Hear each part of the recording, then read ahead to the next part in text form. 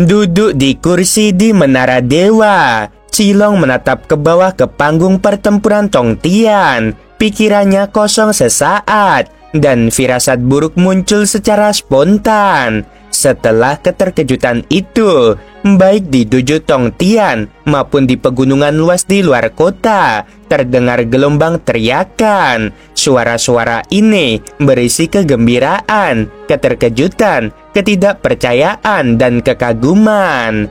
Ya ampun, apakah aku salah lihat? Setelah pertempuran, Cikong menghilang. Jelas dia pasti meninggal, tetapi Xiaozang tidak terluka. Sungguh tidak dapat dipercaya bahwa Xiaozang yang berada di tingkat pertama alam leluhur suci menghabisi Cikong yang berada di tingkat ke-6 alam Tao. Ya, Xiaozang memang terlalu kuat. Jika Xiaozang dipromosikan ke alam Tao tepat waktu, mungkin jika itu hanya tingkat pertama, dia akan menjadi orang nomor 1 di bawah alam Dewa Dao di seluruh alam leluhur tertinggi. Saat para dewa berdiskusi, Kaisar Shisho yang sedang duduk di kursi merasa sedikit menyesal karena kehilangan Cikong. Tetapi penyesalan ini dengan cepat terhapus oleh keterkejutan yang dibawa Tanyun kepadanya. Sungguh bakat yang luar biasa. Kaisar Shisho memberikan penilaian yang sangat tinggi terhadap Tanyun.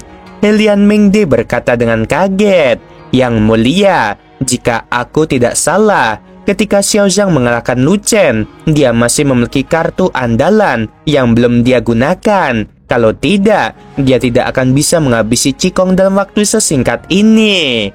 Sebelum Helian Mengde sempat menyelesaikan perkataannya, Cilong, Marskal Besar Dongzhen, berdiri dari tempat duduknya dan berteriak sekeras-kerasnya, "Kalian semua, diamlah!" Kemarahan yang tak berujung mengamuk di sekujur tubuh Cilong. Dia berteriak, "Anakku tidak akan mati, tidak akan pernah." Setelah raungan itu, air mata keruh keluar dari matanya. Menghadapi raungan Cilong yang tiba-tiba, Kaisar Shisho sangat tidak senang. Tetapi mengingat kesetiaan Cilong seumur hidup kepadanya, dia tidak mengatakannya dengan lantang. "Anakku tidak akan pernah mati. Dia yang terbaik." Cilong tampak menua 10 tahun dalam sekejap. Dia terbang turun dari langit dan mendarat di panggung pertempuran Tongtian sambil menangis. "Konger, tolong jangan menakuti ayahmu.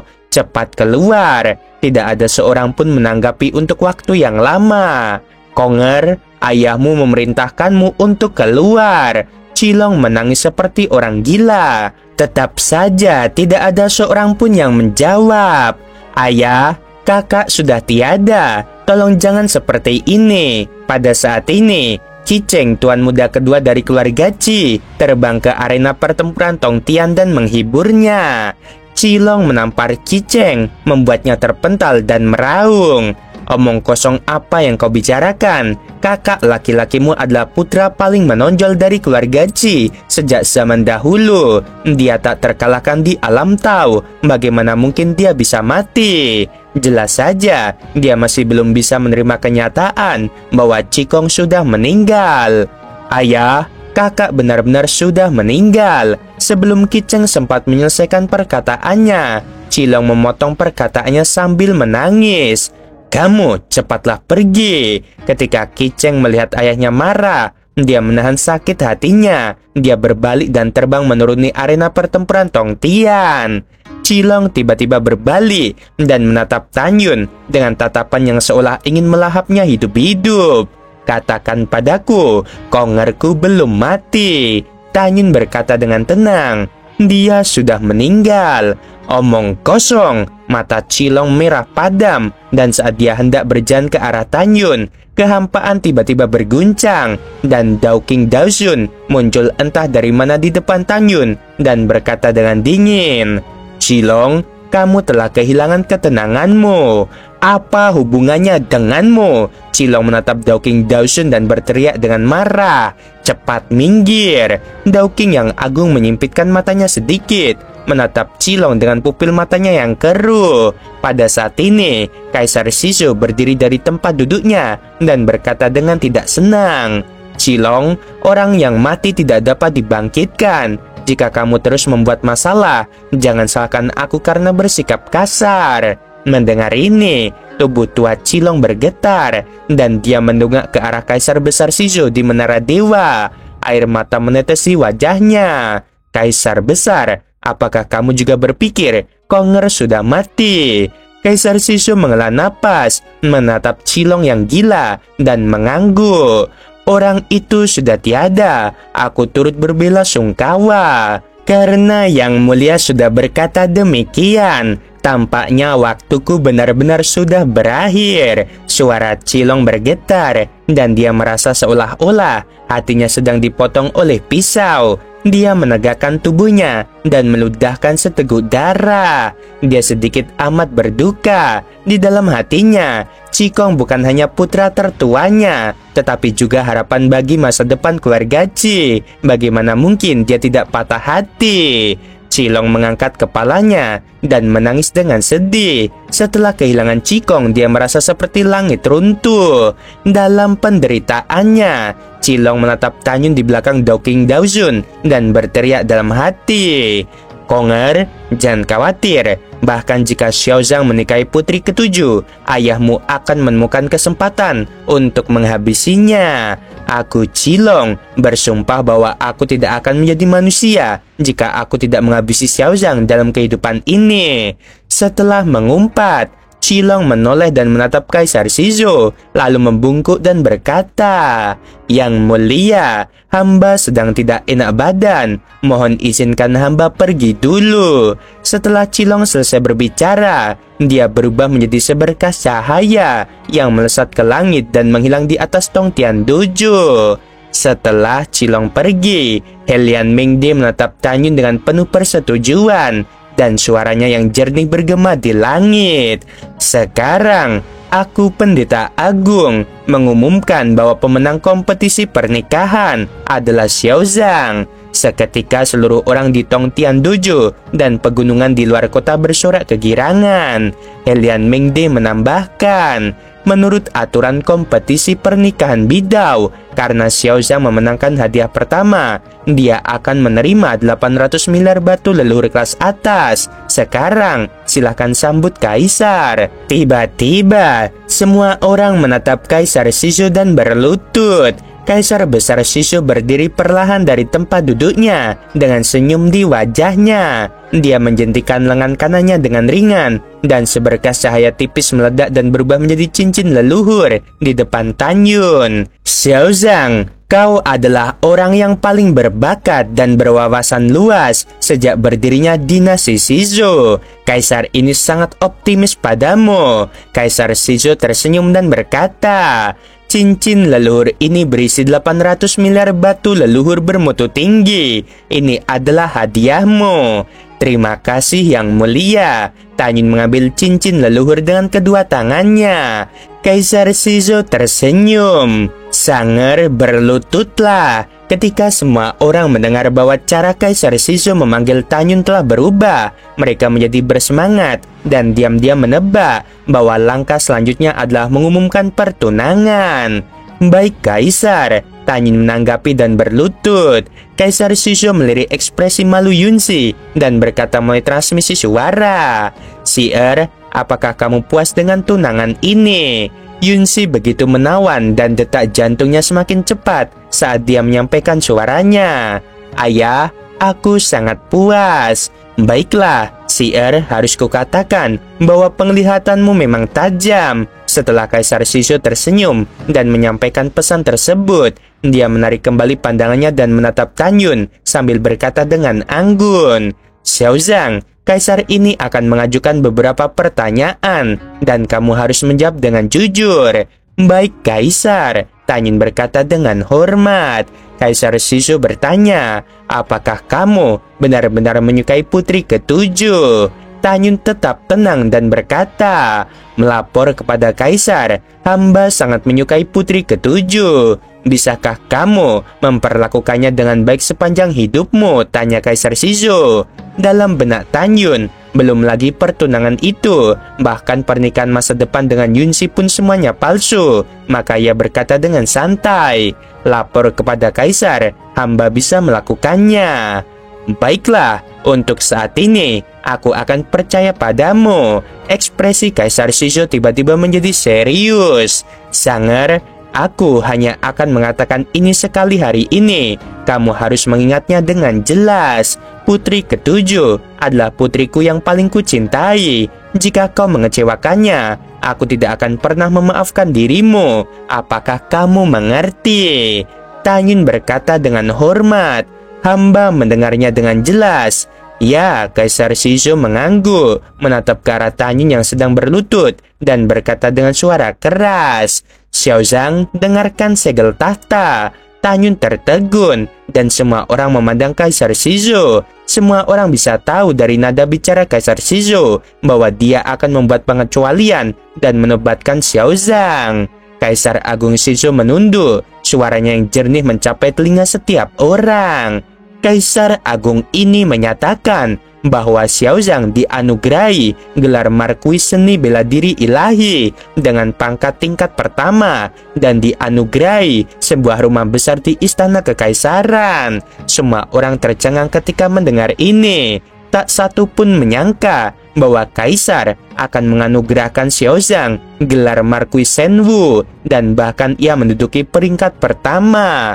Jabatan ini begitu tinggi sehingga setara dengan 4 marskal. Hamba berterima kasih atas kebaikan hati kaisar. Tan Yun bersujud dan berteriak. Padahal bagi Tan Yun, dia sama sekali tidak memperdulikan ketenaran dan harta benda. Kaisar Besar Shizou berkata sambil tersenyum, "Marquis Senwu, kaisar besar ini mengizinkanmu untuk tidak menghadiri istana dan memasuki kamp militer sebelum ranahmu mencapai Kaisar Dao. Tujuanmu mulai sekarang adalah berlatih dengan sekuat tenaga." Setelah membiarkan Tan Yun berdiri, Kaisar Shizou menatap ke arah para warga dan berkata, "Kaisar ini menyatakan bahwa putri ketujuh akan ditunangkan dengan Marquis Senwu dan pernikahan akan dilangsungkan pada hari yang dipilih." Setelah Kaisar Besar Shizou selesai berbicara, sorak-sorai para dewa dapat terdengar dari kuil Tao Tong Tian dan pegunungan di luar kota. Di lantai atas menara ilahi, Kaisar Agung Shizou mengangkat tangannya sedikit dan Tong Tian Dojo menjadi sunyi. Kaisar Besar Shizou memandang Helian Mengde dan berkata, "Pendeta Agung, biarlah kamu yang memilih hari baik." Tunggu, tiba-tiba Yunsi berbicara. "Si'er, ada apa?" Kaisar Shizou mengerutkan kening. Yunsi mengerutkan bibir merahnya dan berkata, "Ayah, tidak perlu terburu-buru untuk menikah. Aku masih ingin tetap di sisimu dan menghabiskan lebih banyak waktu bersamamu. Ayah, bagaimana kalau aku dan Xiao Zhang saja yang memutuskan kapan akan menikah?" Kaisar Shizou berpikir sejenak dan berkata, "Bagaimana kalau begini? Tunggu sampai Xiao Zhang naik ranah ke alam Kaisar Dao, baru kamu boleh menikah." Yunsi tersenyum, lalu dia tiba-tiba teringat sesuatu. Sudut roknya berkibar ke atas, dan dia dengan gembira mendarat di panggung pertempuran Tong Tian, berdiri dengan anggun di hadapan Tan Yun. "Ada apa, putri ketujuh?" Tan Yun bertanya. "Sekarang kamu boleh memanggil namaku di depan umum," Yunsi berkata mulai transmisi suara. Tan Yun tersenyum ringan dan berkata, "Yunsi, ada apa?" "Xiao Zhang, aku punya hadiah yang bagus untukmu." Yunsi tersenyum. "Selama kompetisi, aku bertaruh 300 miliar batu leluhur kelas atas padamu. Bertaruh bahwa kau akan menjadi orang pertama yang berhasil memanjat menara." "Ah, benarkah?" Tan Yun tiba-tiba menjadi waspada. "Yunsi, berapa kemungkinannya?" Yunsi tersenyum secerah bunga dan mengeluarkan 4 jari giok ramping. Tan Yun berkata sambil tersenyum, "Jika 4 kali, itu akan menjadi 1,2 triliun batu leluhur kelas atas yang luar biasa. Bukan 4 kali, Yunsi berkata sambil tersenyum. Mata Tan Yun melebar dan dia segera menjadi waspada. "Mungkinkah 40 kali?" Tidak mengherankan jika Tanyun bersemangat. Tahukah kamu, yang kurang darinya sekarang adalah batu leluhur yang bermutu tinggi. Hanya jika dia memiliki cukup batu leluhur, dia dapat berlatih dalam pengasingan untuk waktu yang lama dalam formasi ruang waktu di Istana Tianmen. Salah, Yunsi membuka sedikit gigi mutiaranya. Ekspresinya nakal tampak di wajah cantiknya. Tanyun merasa bersemangat. Jangan bilang itu 400 kali lipat. Ya, kamu benar, 400 kali. Yunsi berkata dengan gembira. Hati Tanyun melonjak karena kegembiraan. Yunsi, apakah yang kamu katakan itu benar? Tentu saja benar. Kalau tidak percaya, tanya saja pada pendeta agung. Yunsi tersenyum tipis, sungguh mengharukan. Tanyun memandang Helian Mengde di kuil dan bertanya, Pendeta Agung, apakah yang dikatakan Yunsi benar? Garis hitam muncul di dahi Helian Mengde dan dia berkata, Marquis Shenwu, apa yang dikatakan Putri Ketujuh itu benar. Aku memang akan kehilangan 120 triliun untukmu. Tanyun tidak dapat menahan tawa, lalu menangkupkan tijunya ke arah Helian Mengde dan berkata, Terima kasih banyak. Kamu terlalu sopan, Marquis Shenwu. Inilah yang pantas kamu dapatkan. Helian Mengde tersenyum sangat dipaksakan. Dia melambaikan tangan kanannya dan sebuah cincin leluhur terbang keluar dari lengan bajunya dan melayang di depan Tanyun. Dia berkata, Marquis Shenwu, aku telah menyiapkan 120 triliun batu leluhur bermutu tinggi untukmu. Semuanya ada di sini. Tolong hitung.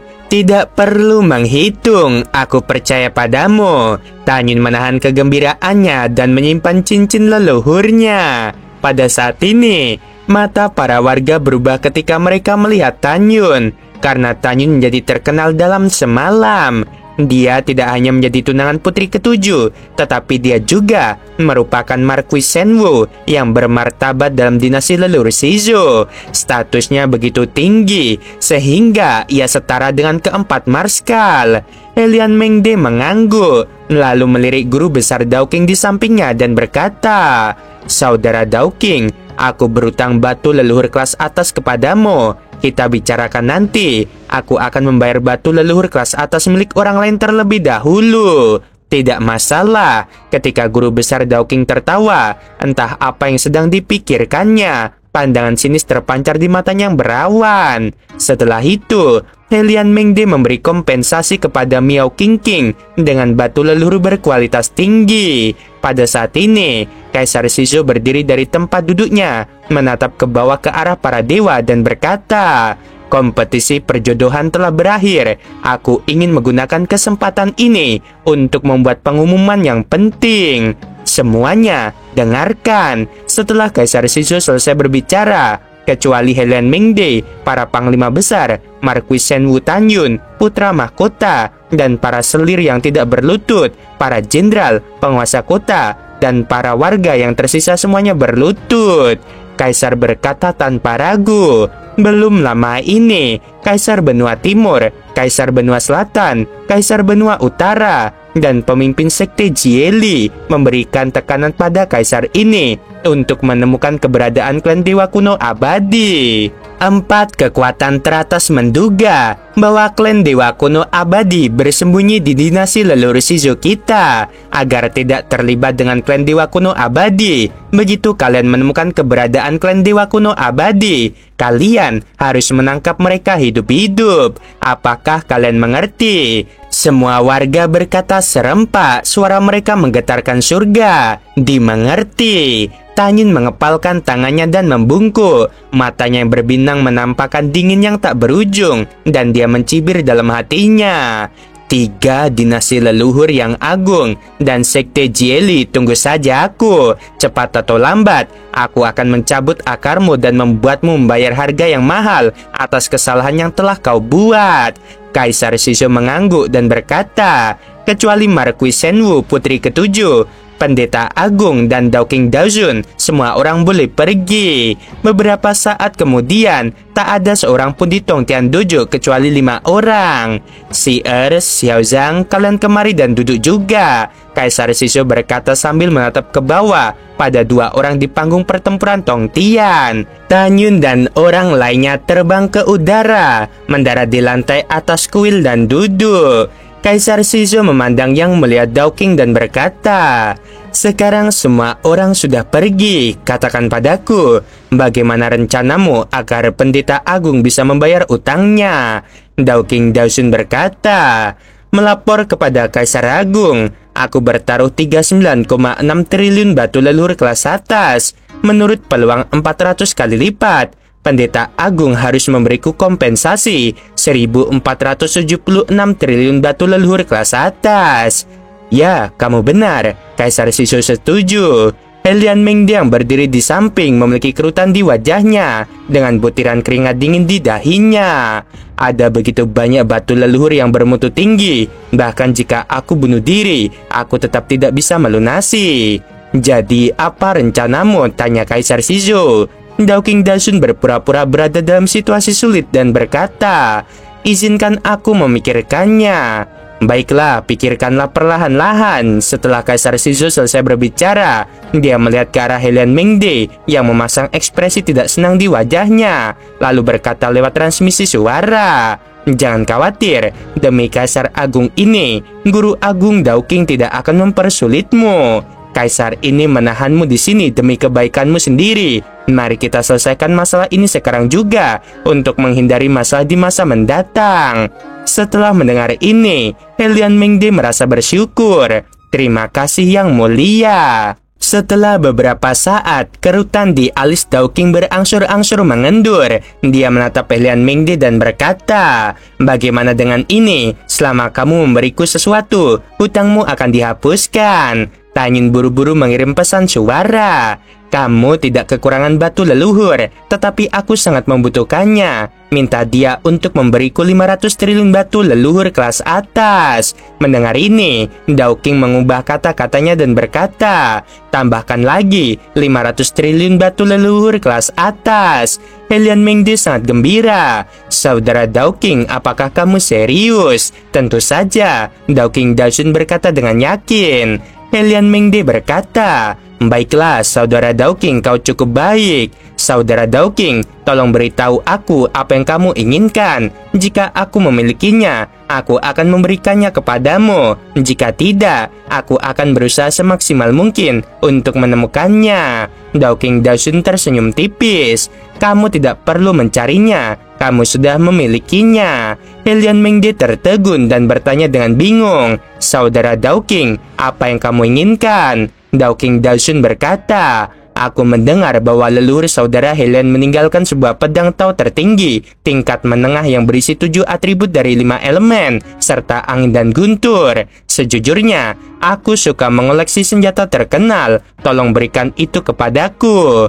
Mendengar ini, wajah Helian Mingde menjadi pucat, alisnya berkerut, dan dia tampak malu. Dia memohon, "Saudara Dowking, tolong ubahlah syaratnya. Pedang suci ini adalah benda suci yang diwariskan dari klan Helianku. Aku tidak bisa memberikannya kepadamu. Saudara Dowking, katakan padaku, selain pedang ini, apalagi yang kau inginkan?" Mendengar ini, Dowking menggelengkan kepalanya dan berkata dengan tidak senang, "Saudara Helian, setelah berpikir panjang, aku hanya tertarik pada pedang ajaibmu. Sejujurnya, aku benar-benar tidak menyukai hal-hal lainnya. Aku tidak mempersulitmu, aku hanya mengajukan syarat. Saudara Helian, kamu harus berpikir jernih tentang berapa banyak batu leluhur bermutu tinggi yang kamu hutangkan padaku. Meskipun pedang leluhurmu bermutu tinggi, nilai pasarnya bahkan tidak setara dengan 10 pedang." Setelah mendengar ini,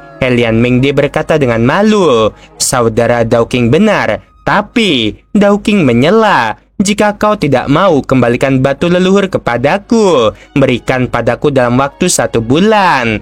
Helian Mingde tidak bisa berkata apa-apa, tetapi hatinya terbakar amarah. Dia curiga bahwa Dowking telah merencanakan ini sebelumnya, dan tujuannya adalah untuk mengambil pedang leluhurnya. Ini memang faktanya. Sejak guru besar Dowking menghabiskan seluruh kekayaannya untuk taruhan, dia telah mengincar pedang leluhur Helian Mengde. Kaisar Shizo yang berdiri di samping mengerutkan kening tetapi tidak mengatakan apapun pada akhirnya. Saudara Helian, aku tidak bermaksud memaksamu. Dowking berkata, kamu punya dua pilihan, kamu bisa memutuskannya sendiri. Setelah terdiam lama, Helian Mengde menarik napas dalam-dalam dan membuka mulutnya. Pedang kuno yang tampak biasa terbang keluar dari mulutnya dan melayang di depan Dowking Dazun. Setelah itu, dia memberikan 500 triliun batu leluhur kelas atas lainnya. Guru Agung Dowking tersenyum, lalu memutuskan pedang ajaib dan batu leluhur ke dalam cincin leluhur. Kemudian, dia membungkuk kepada Kaisar Besar Shizo dan berkata, jika tidak ada yang lain, aku permisi dulu. Baiklah, silahkan, Kaisar Shizo berkata sambil tersenyum. Guru, aku akan pergi bersamamu, Yunshi berkata sambil tersenyum, sambil memegang lengan Master Dowking. Dowking Dazun menanggapi, lalu dia, Yunshi dan Tanyun terbang menuruni kuil Tao Tong Tian dan terbang menuju gerbang kota kekaisaran. Dalam perjalanan, Yunshi mengerucutkan bibirnya yang merah dan berkata dengan tidak puas, Guru, aku tidak dapat memahaminya. Meskipun pedang pendeta agung diwarisi dari leluhurnya dan memiliki kualitas yang sangat tinggi, namun pedang itu memiliki sifat yang berbeda dengan milikmu. Apa yang kamu lakukan dengan pedang patah ini? Mengapa kamu tidak meminta padanya batu leluhur yang terbaik? Tanyun juga penuh dengan keraguan. Dowking yang agung berhenti terbang, dan dengan lambaian tangan kanannya, dia memasang penghalang kedap suara. Tatapan sinis melintasi matanya yang berawan. Guru menginginkan pedang leluhurnya, tentu saja itu akan berguna. Guru dan Helian Mengde sama-sama kuat. Alasan mengapa aku tidak pernah menyerangnya selama puluhan ribu tahun ini adalah karena pedang leluhur klan Helian. Dengan pedang leluhur, Helian Mengde dapat meningkatkan kekuatannya hingga 30%. Jadi aku tidak berani bertindak gegabah. Tapi sekarang berbeda. Pedang leluhur tidak lagi di tangannya. Apakah gurumu ini masih takut padanya? Sekarang jika aku ingin menghabisinya, aku hanya butuh satu kesempatan. Mendengar ini, Tanyun berkata dengan serius, kamu sudah merencanakan ini sejak lama. Sejak kamu memasang taruhan, kamu telah mengincar pedang leluhur klan Helian. Itu benar, Dowking Dazun tampak galak. Helian Mengde dan naga leluhur berkepala 9 telah menghabisi seniorku. Aku harus membalaskan dendam ini. Hitung aku juga, Tanyun berkata dengan tulus. Pendiri wilayah bintang 4 seni juga setengah dari guruku. Aku tidak akan pernah tinggal diam dan menyaksikan pembalasan dendamnya. Pada saat ini, tiba-tiba suara wanita yang akrab dan marah datang dari kekosongan di belakangnya. Mengapa itu suara Miao Qingqing? Tanyun mengerutkan kening dan tiba-tiba berbalik. Itu adalah Miao Qingqing, seorang wanita berpakaian seperti pria yang terbang ke arahnya. Silahkan biarkan dia masuk, dia adalah teman junior, Tanyun berkata pada Dowking Dazun. Dowking melambaikan tangannya dan sebuah celah muncul di penghalang kedap suara. Setelah Miao Qingqing terbang ke penghalang, penyamarannya terangkat dan dia mendapatkan kembali penampilan cantik aslinya. Miao Qingqing membungkuk dalam-dalam kepada guru besar Dowking dan berkata, Miao Qingqing memberi hormat kepada senior. Baiklah, tidak perlu bersikap sopan. Dowking Dazun tersenyum dan berkata, kalian bicara saja, aku akan keluar dan berjaga untuk kalian. Seketika, guru besar Dowking terbang keluar dari penghalang. Kakak senior Miao, mengapa kamu ada di sini? Tanyun berkata sambil tersenyum. Apakah mungkin aku tidak boleh datang? Miao Qingqing menatap Tanyun, matanya seolah mampu menyemburkan api. Tanyun, kamu benar-benar bajingan. Berani sekali kau melihat Tanyun dipermalukan. Yunshi berkata dengan dingin, siapa gerangan kamu yang berani berbicara begitu tinggi tentang Marquis Shenwu di sini? Diam, kamu tidak punya hak bicara di sini. Miao Qingqing menyela Yunshi dengan dingin. Saat Yunshi ingin mengatakan sesuatu, Tanyun menghentikannya. Yunsi, kurasa ada kesalahpahaman antara aku dan kakak senior Miao. Biar aku yang menyelesaikannya. Yunsi mengangguk, mendengus dingin pada Miao Qingqing dan berhenti berbicara. Miao Qingqing menatap Tanyun dan tertawa menghina. Betapa hebatnya Marquis Shenwu. Tanyun, kau sungguh hebat. Ketika kamu berada di istana Tianmen, kamu disukai oleh banyak orang, bahkan oleh kepala istana. Namun setelah kamu pergi, sudah berapa lama sejak kamu datang ke dinasti leluhur Shizhou? Kamu tidak hanya menjadi Marquis bela diri ilahi, kamu juga menjadi calon menantu Kaisar Shizhou. Tanyun, aku harus mengagumi metodemu, sungguh menakjubkan. Alis Tanyun dipenuhi dengan ketidaksenangan. Kakak senior Miao, kata-katamu penuh duri. Apa sebenarnya maksudmu? Miao Qingqing mencibir. Bukankah maksudku sudah cukup jelas? Apakah hati nuranimu telah dimakan oleh seekor anjing? Begitu Tanyun membuka mulutnya, Miao Qingqing mengeluarkan jarinya yang halus seperti batu giok, menunjuk ke arah Tanyun dengan marah dan berkata dengan dingin, adik junior ke-9ku sangat menyukaimu. Ketika dia mendengar berita kematianmu di penjara api kuno, tahukah kau betapa sedihnya dia? Kamu tidak tahu aku bisa memberitahumu. Adik ke-9 patah hati dan muntah darah. Tapi bagaimana denganmu? Kamu di sini untuk mengikuti kompetisi perjodohan dengan wanita yang baru kau kenal dalam waktu singkat. Kau telah menghancurkan hati adik ke-9. Mendengar ini, Tanyun mengerutkan kening dan berpikir, bagaimana Bing Xuan bisa tahu tentang lamaran pernikahanku? Mungkinkah? Memikirkan hal ini, raut wajah Tanyun berubah drastis dan dia tampak gugup. Kakak senior Miao, apakah Bing Xuan ada di sini? Cepat beritahu aku di mana dia. Ya, dia datang dan dia datang bersamaku. Miao Qingqing melotot ke arah Tanyun. Tetapi ketika kau berdiri di hadapan semua orang dan memberitahu Kaisar Shizhou bahwa kau menyukai putri ketujuh dan kau bersedia berpartisipasi dalam kompetisi demi dia tanpa mempedulikan hidup dan mati, adik perempuan ke-9 pun pergi. Tanyun, aku katakan padamu, dengarkan baik-baik. Miao Qingqing menggertakkan giginya dan berkata, ada banyak pria yang menyukai adik perempuan ke-9ku. Jika kamu tidak menghargainya, akan ada orang lain yang menghargainya. Mulai sekarang, jangan ganggu adik perempuan ke-9ku lagi. Jika tidak, aku pasti akan menghabisimu. Setelah mengatakan itu, Miao Qingqing berbalik di udara. Tepat saat dia hendak pergi, Tanyun menggelengkan kepalanya dan berkata, kakak senior Miao, ini semua salah paham.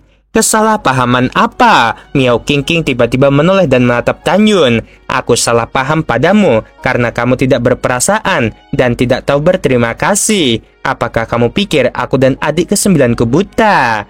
Mendengarkan percakapan antara Tanyun dan Miao Qingqing, Yunsi secara kasar dapat menebak hubungan antara Tanyun dan Xin Bing Xuan. Miao Qingqing, ini memang salah paham, dengarkan aku. Yunsi baru saja membuka mulutnya ketika dia disela oleh Miao Qingqing yang hampir menjadi gila. Putri ketujuh, tahukah kau orang yang paling kubenci saat ini adalah kau? Setelah berkata demikian, Miao Qingqing melirik Tanyun dengan dingin dan berkata, tujuan perjalanan ini adalah guru ingin aku membawakanmu sesuatu. Guru berkata bahwa orang-orang yang diutusnya mengetahui bahwa semua istri dan orang kepercayaanmu telah bersatu kembali dengan Shen Shubing. Mereka tinggal di wilayah ilahi Dongzhou, di tepi danau ilahi Dongzhou. Guru berkata kepadamu untuk tidak khawatir, mereka baik-baik saja sekarang. Mendengar ini, Tanyun sangat gembira. Lalu mengapa mereka tidak mengikuti orang-orang yang dikirim oleh tetua suci tertinggi kembali? Aku tidak tahu tentang itu. Setelah Miao Qingqing selesai berbicara, dia berubah menjadi bayangan sisa dan terbang keluar dari penghalang. Tanyun mengejarnya, menatap punggung Miao Qingqing yang menjauh dan berkata melalui transmisi suara, kakak senior Miao, apa yang terjadi antara Yunsi dan aku adalah kesalahpahaman. Dengarkan aku. Miao Qingqing mencibir dan segera menghilang dari pandangan Tanyun. Tanyun mengerutkan kening, mendesah dalam-dalam, berbalik dan terbang menuju penghalang dengan ekspresi khawatir di wajahnya.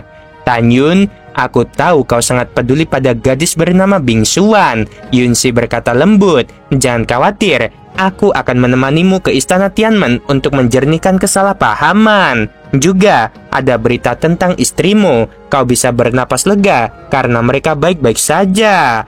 Tanyun merenung sejenak lalu berkata, mengenai Bingsuan, aku benar-benar membutuhkanmu untuk pergi bersamaku ke istana Tianmen untuk menjelaskan semuanya dengan jelas. Aku tidak khawatir Bingsuan tidak akan memaafkanku, tetapi aku khawatir tentang istri dan tunanganku. Jika benar seperti yang dikatakan Miao Qingqing, karena orang-orang dari orang suci Dao Kun telah menemukan mereka, mengapa mereka tidak membawanya kembali? Sebaliknya, mereka meninggalkan mereka di wilayah Ilai Dongzhou. Ini tidak masuk akal. Mendengarkan hal itu, Yunxi mengerutkan kening. Kamu benar, ayo pergi ke kuil Tianmen tanpa menunda. Saat Tanyun membalas, Dao Qing yang agung melangkah memasuki penghalang. Dia sepertinya teringat sesuatu dan bertanya, Yuner, berapa lama waktu yang kau perlukan untuk pergi ke istana Tianmen kali ini? Tanyun menjawab tanpa ragu, aku telah menghabisi Shen Rufeng dan Qikong dan telah benar-benar menyinggung Marskal Agung Kota Barat dan Marskal Agung Kota Timur. Tidak aman bagiku untuk tinggal sekarang. Oleh karena itu, aku berencana untuk pergi ke kuil Tianmen terlebih dahulu untuk menanyakan situasi spesifik istriku. Jika mereka baik-baik saja, aku akan tinggal di Tianmen untuk berlatih dalam pengasingan. Ketika ranahku naik, aku akan pergi ke wilayah dinasti Dongzhou. Oleh karena itu, aku tidak akan kembali untuk waktu yang lama. Mendengar ini, guru besar Dao Qing mengerutkan kening. Yuner, puluhan ribu tahun kemudian akan ada pertempuran untuk memperebutkan wilayah 4 dinasti leluhur besar. Aku sebenarnya ingin kamu berpartisipasi. Dengan pencapaianmu dalam 4 seni, kamu pasti akan bersinar dan menimbulkan sensasi di 4 alam dewa. Ini akan membangun momentum. Begitu kamu berhasil membangun momentum dan menjadi kuat di masa depan, selama kamu mengibarkan Panji sebagai cucu Kaisar Dao Abadi, orang-orang kuat yang menerima bantuan dari kakekmu di masa lalu pasti akan bergabung denganmu. Dengan cara ini, kalian akan dapat membangun kekuatan tingkat atas untuk bersaing dengan 4 kekuatan utama. Dan akhirnya, kalian akan memiliki kemungkinan untuk menyatukan alam leluhur tertinggi.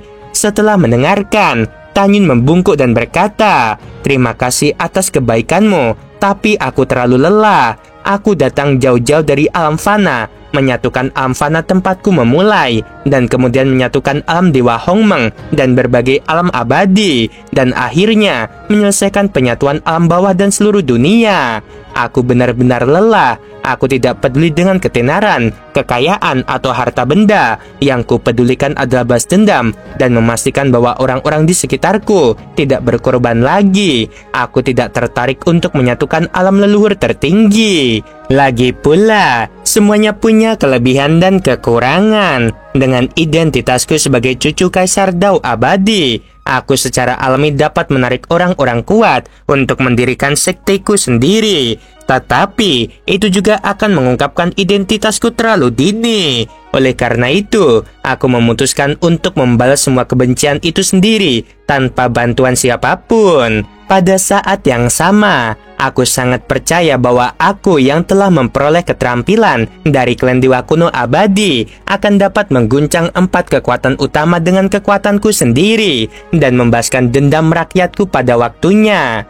Jadi, aku tidak akan membuang-buang waktu lagi untuk berpartisipasi dalam permainan lainnya.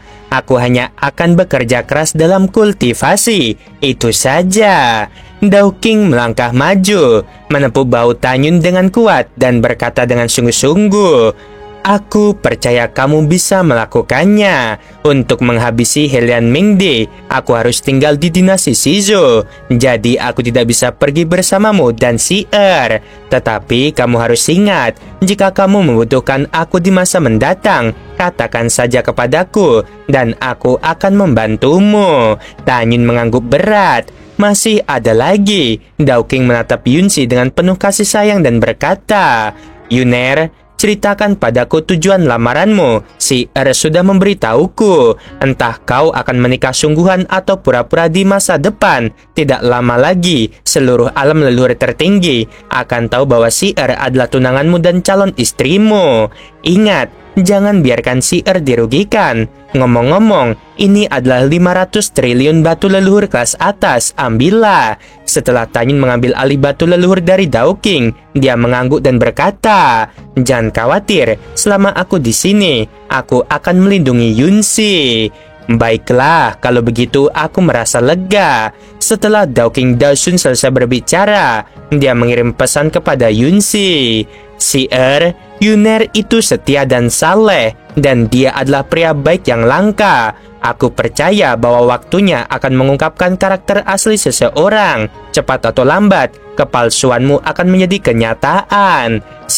Jaga dirimu baik-baik. Mendengar ini, jantung Yunsi berdebar kencang. Kemudian firasat buruk muncul dengan sendirinya. Dia berkata lewat transmisi suara, "Guru, apakah kamu siap mati bersama Helian Mengde? Jika memang begitu, aku mohon padamu untuk tidak melakukan ini. Helian Mengde adalah orang yang licik." Sebelum Yunsi sempat menyelesaikan perkataannya, Dao-King berkata dengan nada yang tidak sesuai dengan pikirannya, "Gadis bodoh, bagaimana mungkin aku rela mati jika aku bahkan belum melihat hari di mana Yuner benar-benar mencintaimu? Jangan biarkan imajinasimu menjadi liar." Yunsi menghela napas lega setelah mendengarkan apa yang dikatakan Dao-King Daoshun. Setelah itu, Tanyun dan Yunsi terbang keluar dari penghalang seperti anak emas dan gadis Kyo. Mereka tidak menuju gerbang kota kekaisaran, melainkan berbalik dan menuju gerbang kota leluhur Shizo. Selama perjalanan, Tanyun menyadari bahwa tingkatan Miao Qingqing jauh lebih tinggi daripadanya, dan bahwa dia dan Yunsi tidak akan pernah bisa mengejarnya. Selanjutnya, ketika Tanyun dan Yunsi meninggalkan kota leluhur Shizo, semua pengawal berlutut dengan satu kaki setelah melihat Tanyun dan berseru menyembah. Tidak diragukan lagi, di mata para prajurit dan pengawal dewa, Tanyun adalah orang kuat yang berhasil mencapai puncak dengan usahanya sendiri. Dia adalah orang nomor 1 di dinasti Shizo yang memiliki bakat, pemahaman, dan kemampuan melompat paling kuat. Setelah terbang keluar dari kota leluhur Shizo, Yunsi memanggil kapal dewa. Tanyun mengemudikan kapal dewa dan membawanya melalui lautan awan yang luas dengan kecepatan tinggi. Pada saat yang sama, di istana kekaisaran dan istana pangeran, di aula dewan, putra mahkota Yuncheng memiliki ekspresi muram di wajahnya. Shen Linting, marskal besar Shizhen, berlutut di hadapan Yuncheng dengan air mata. Yang mulia, sekarang Xiaozhang telah menjadi Marquis Shenwu. Dia akan menjadi semakin arogan dan mendominasi di masa mendatang, dan dia harus disingkirkan. Yang mulia, demi kesetiaanku padamu, kumohon habisi Marquis Shenwu. Yu Cheng membungkuk dan membantu Shen Linting berdiri. Raut wajahnya sedikit berubah saat dia berkata dengan suara keras, "Xiaozhang tidak hanya menghabisi putramu, tetapi juga mempermalukan aku dan ibuku. Bahkan jika bukan karenamu, aku tetap akan menghabisinya. Jangan khawatir, pangeran ini secara alami akan berurusan dengan Xiaozhang, tetapi tidak sekarang." Xiaozhang sekarang disukai oleh kaisar dan telah diangkat sebagai Marquis Shenwu. Jika sesuatu terjadi padanya sekarang, kaisar pasti akan mencurigai diriku. Untuk menghabisi Xiaozhang, kita butuh waktu yang tepat. Malam tiba di kota leluhur Shizo, markas besar Marskal Agung Dongzhen. Kanvas berkibar-kibar dan pemakaman tengah berlangsung di rumah besar itu. Di sebuah aula yang megah, Qilong, Marskal Agung Dongzhen, duduk di kursi dan air mata terlihat samar-samar di matanya. Di hadapan Qilong, seorang laki tua berlutut dengan satu kaki. "Tuan, hanya dengan satu kata darimu, aku akan menghabisi Marquis bela diri suci bahkan jika aku mati. Tuan, tolong berikan perintah, biarkan bawahanmu menghabisi Marquis bela diri suci." Mendengar ini, Qilong mengepalkan tinjunya dan matanya menjadi lebih bertekad.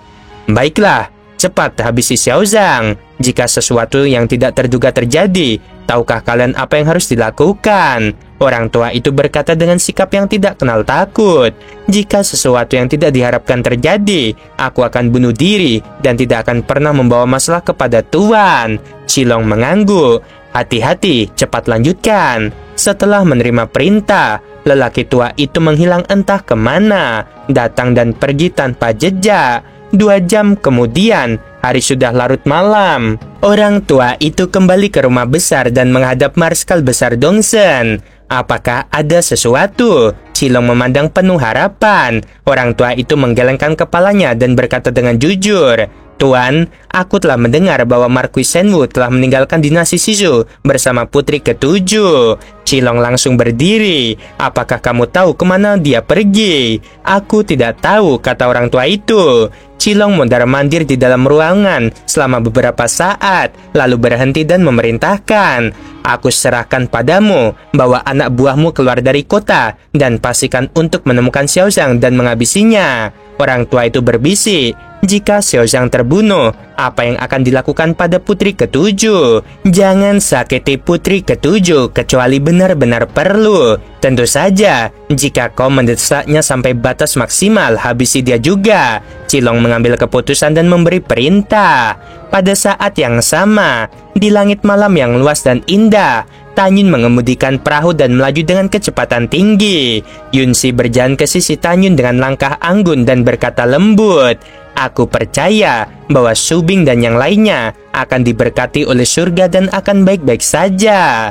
"Ya, aku pun percaya," Tanyun berkata sambil menghela napas lega. Di bawah sinar bulan yang kabur, Yunsi mengerutkan bibir merahnya, seolah ingin mengatakan sesuatu tetapi menghentikannya. "Yunsi, ada apa?" Tanyun tersenyum sedikit. "Aku ingin bertanya." Yunsi menundukkan kepalanya dan berbicara dengan suara selembut suara nyamuk.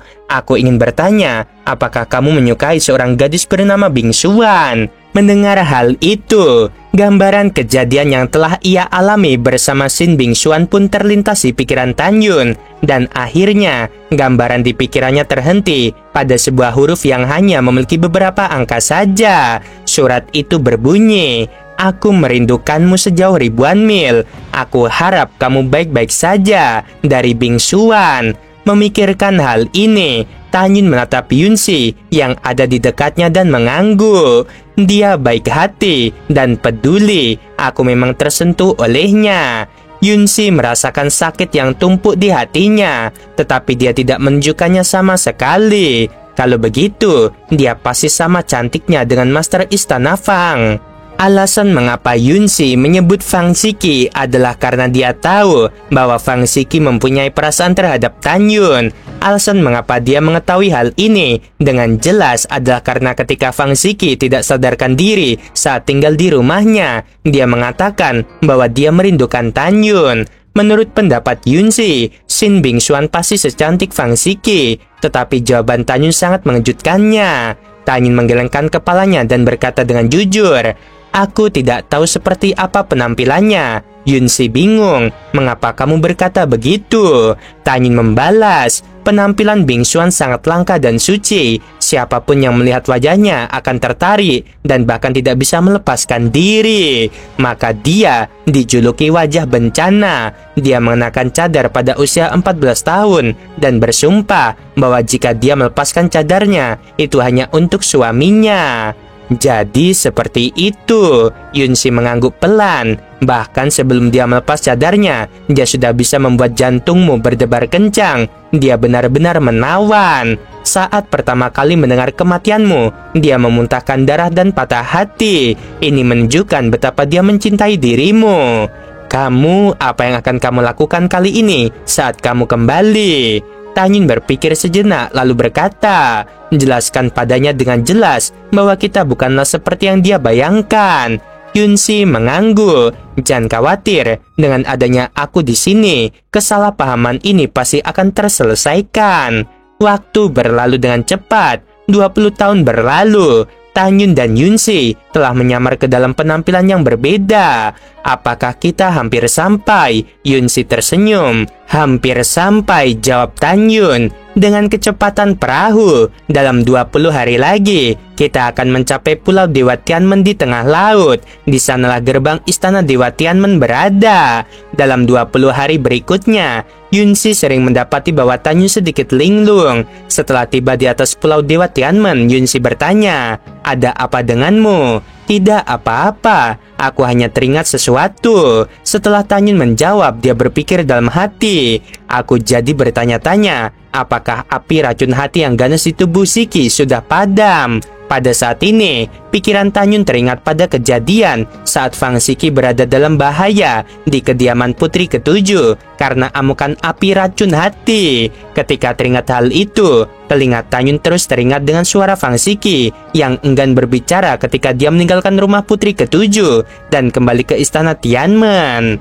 Tanyun, jaga dirimu baik-baik. Jangan lupa, aku menunggumu. Setelah pikirannya terputus, mata Tanyun memperlihatkan sedikit kerinduan terhadap Fang Shiki. Perasaan Tanyun terhadap Fang Shiki berbeda dengan perasaan Shin Bingsuan. Dia sangat yakin bahwa dia menyukai Shin Bingsuan, tetapi dia tidak yakin apakah perasaannya terhadap Fang Shiki adalah cinta atau persahabatan. Yunxi yang berdiri di samping dapat melihat bahwa Tanyun tidak bersikap tulus karena Tanyun tidak bersedia mengatakan apapun. Dia tidak mengajukan pertanyaan lebih lanjut. Sesaat kemudian, Tanyun mengemudikan perahu, turun vertikal dengan kecepatan tinggi dari lautan awan, dan mendarat di Gunung Suci yang jauh di dalam pegunungan. Dua orang senior, siapa yang kalian cari di istanaku? Kata dua murid luar yang menjaga gerbang. Namaku Xiao Yun, aku teman lama dari orang suci Daokun. Tolong beritahu dia, kata Tanyun. Baiklah, mohon tunggu sebentar senior. Setelah murid luar itu selesai berbicara, dia mengeluarkan sebuah token dan berkata kepadanya, tolong beritahu tetua suci tertinggi Daokun, teman lama Xiao Yun datang dan mencarinya. Sesaat kemudian, seorang murid inti berjalan ke kuil dengan hormat, membungkuk kepada Daokun dan berkata, Penatua Agung, ada seorang pemuda berambut putih di depan gerbang gunung yang menyebut dirinya Xiao Yun. Ia mengaku sebagai teman lamamu. Apakah kamu ingin menemuinya? Alis putih Daokun berkedut dan dia membelai kepala buta yang seperti lampu terang. Dia berpikir dalam hati, Xiao Yun, Xiao Zhang, Tanyun, pasti dia yang kembali. Memikirkan hal ini, Daokun berkata, beritahukan kepada murid-murid gerbang luar gunung untuk mengundang Xiao Yun masuk. Di malam yang kabur, dua bayangan menuki turun dari kehampaan terbang ke kuil empat seni dan berubah menjadi Tanyun dan Yunxi. Daokun melambaikan tangan kanannya dan pintu istana tertutup. Yuner, mengapa kamu kembali? Daokun berkata lalu tersenyum dan menatap Yunxi. Siapa dia? Tanyun menjawab, dia adalah Yunxi. Ah, ternyata itu adalah putri ketujuh. Daokun berkata sambil tersenyum. Setelah Yunxi tersenyum sebagai ucapan salam, Tanyun buru-buru bertanya, orang suci agung, ada sesuatu yang tidak aku mengerti. Tolong beritahu aku. Karena orang-orang yang kau utus telah menemukan istri-istriku. Mengapa kau tidak membawa mereka kembali? Daokun menghela napas dan berkata, Yuner, sebenarnya istrimu Shen Shubing mengirim seseorang untuk membawa pulang sepucuk surat. Shubing berkata, jika kamu ingin menanyakan alasannya, aku akan memberikannya padamu. Sembari Daokun bicara, dia membalikkan tangan kanannya dan sebuah surat muncul, lalu diserahkannya kepada Tanyun. Tanyun buru-buru membuka amplop itu. Dia melihat deretan tulisan tangan yang indah tertulis di atasnya. Berdasarkan tulisan tangannya, Tanyun memastikan bahwa surat itu memang ditulis oleh Shen Shubing. Tapi di atas tertulis, suamiku, aku dan saudara-saudaraku sangat gembira mendengar kabar darimu. Aku tahu kau punya banyak pertanyaan, termasuk siapa lelaki berjubah 7 warna yang dengan paksa membawaku pergi ke Amdewa Hongmeng. Sayangnya, orang ini tidak lain adalah pemimpin sekte ilahi Dongzhou, dia Fu Chasu. Suamiku, meskipun aku dan saudara perempuanku terjebak di sekte Dongzhou, Fu Chasu tidak mempersulit kami. Suamiku, jangan khawatirkan kami baik-baik saja. Jika kamu tidak punya kekuatan yang kuat, jangan datang. Jangan khawatir, aku akan menjaga adik-adikku dengan baik dan menunggumu untuk mengantar kami pulang. Setelah membaca surat itu, Tanyun tampak sangat serius. Ada apa, Yuner? Daokun bertanya. Tanyun menyerahkan surat itu kepada Daokun. Daokun membacanya dan bertanya dengan bingung. Yuner, dilihat dari isi surat itu, Shubing dan yang lainnya tidak dalam bahaya. Mengapa kamu terlihat begitu serius? Tanyun berkata sambil berpikir. Orang suci agung, apakah orang-orang yang kamu utus melihat Shubing dan yang lainnya dengan mata kepala mereka sendiri? Ya, mereka melihat istrimu tinggal di dekat danau Dewa Dongso. Meskipun mereka terjebak, sekte Dewa Dongso tidak mempersulit mereka. Mendengar ini, Tanyun menarik napas dalam-dalam dan berkata dengan tegas, surat ini tidak sesuai dengan akal sehat. Daokun tampak bingung. Coba aku lihat. Yunsi mengambil surat itu dari Daokun dan meliriknya dengan cepat. Sebuah pikiran melintas di mata indahnya. Aku tahu mengapa itu tidak masuk akal. Tanyun memberitahuku tentang Subing yang dibawa secara paksa. Menurut waktu, puluhan ribu tahun telah berlalu. Dia pasti sangat merindukan Tanyun setelah sekian lama tidak mendengar kabarnya. Jika aku jadi dia, saat aku tahu Tanyun mencariku, aku pasti akan menulis surat untuk mengungkapkan kerinduanku pada Tanyun. Namun, surat ini tidak berisi sepatah kata pun dari awal hingga akhir. Surat itu hanya memberitahu Tanyun agar tidak mengkhawatirkan dirinya. Jadi, ini tidak sesuai dengan surat yang ditulis oleh seorang istri yang sangat mencintai suaminya. Mendengar ini, Daokun mengerutkan kening. Putri ketujuh, maksudmu surat ini tidak ditulis oleh Subing? Tidak mungkin. Orang yang membawa surat itu kembali adalah orang kepercayaanku. Dia tidak akan pernah berbohong padaku. Aku tidak mengatakan bahwa surat ini tidak ditulis oleh Sen Subing, kata Yunsi. Lalu apa maksudmu? Daokun bertanya. Yunsi berpikir sejenak dan berkata, dari sudut pandangan seorang wanita, aku berani berspekulasi bahwa Subing pasti sangat takut kalau Tanyun akan berada dalam bahaya jika dia pergi mencarinya. Jadi dia berkata kalau kamu tidak cukup kuat, jangan pergi mencarinya. Alasan mengapa Subing tidak menyebutkan kehilangan Tanyun dalam surat ini adalah karena dia memendam pikirannya tentang Tanyun jauh di dalam hatinya. Dia tidak ingin Tanyun melihatnya merindukannya dan membuatnya terburu-buru mencari dirinya. Oleh karena itu, aku menyimpulkan bahwa Fuchasu menjebak Subing dan yang lainnya untuk tujuan lain. Adapun tujuannya aku tidak tahu. Tentu saja yang penting adalah mereka memang tidak dalam bahaya hidup. Dan aku juga percaya bahwa kakak Subing dan yang lainnya dapat menjaga keselamatan mereka sendiri. Ketika kalian menjadi lebih kuat, pergilah dan jemput mereka lalu pergi. Jadi Tanyun, kamu harus bersabar sekarang dan jangan impulsif. Kamu harus meningkatkan kekuatanmu secepat mungkin, lalu pergi ke wilayah Dongso. Mendengar kata-kata Yunsi, Tanyun setuju. Putri ketujuh memang bijaksana dan cerdas. Daokun mengepalkan tangannya dan berkata, aku mengagumimu. Terima kasih atas pujiannya. Yunsi tersenyum. Daokun menatap Tanyun dan menghiburnya. Yuner, jangan terlalu khawatir tentang mereka. Seperti yang dikatakan Putri ketujuh, hal yang paling mendesak adalah meningkatkan kekuatanmu. Ya, aku akan melakukannya. Tanyun berkata dengan suara tegas dan ekspresi penuh tekad. Kemudian, Tanyun tampak teringat sesuatu dan bertanya, oh, ngomong-ngomong, apakah kakak senior Miao sudah kembali? Dia kembali sejak lama, Daokun berkata. Namun setelah gadis ini kembali, dia tampak sangat marah, seolah-olah ada yang berutang padanya. Ketika aku bertanya padanya, dia tidak mau memberitahuku. Tanyun tentu saja tahu bahwa Miao Qingqing marah karena dirinya. Lalu, apakah Bingxuan baik-baik saja? Tanyun merasa sedikit bersalah saat bertanya. Ah, ngomong-ngomong, jika kamu tidak menyebut Bingxuan, aku hampir melupakannya. Daokun mengerutkan kening. Yuner, apa yang terjadi antara kamu dan Bingxuan? Dia jelas mencarimu bersama Qingqing, tapi dia kembali lebih awal sendirian. Mata Tanyun menunjukkan sedikit permintaan maaf. Jangan khawatir, ada beberapa kesalahpahaman antara Bingxuan dan aku. Aku akan menjelaskannya padanya. Aku berjanji akan memberimu Bingxuan yang bahagia besok hari. Daokun tertawa dan berkata penuh arti. Yuner, dengan kata-katamu, aku merasa lega sebagai orang tua. Tanyun mengangguk tanda mengerti lalu bertanya, apakah Ziki baik-baik saja? Dia baik, Daokun berkata dengan gembira. Api racun hati berapi-api milik Master Istana telah padam sepenuhnya 3 bulan yang lalu. Yuner, semua ini berkat dirimu. Selain itu, kepala istana telah berulang kali mengatakan kepadaku bahwa jika suatu hari kamu kembali, aku harus segera memberitahunya.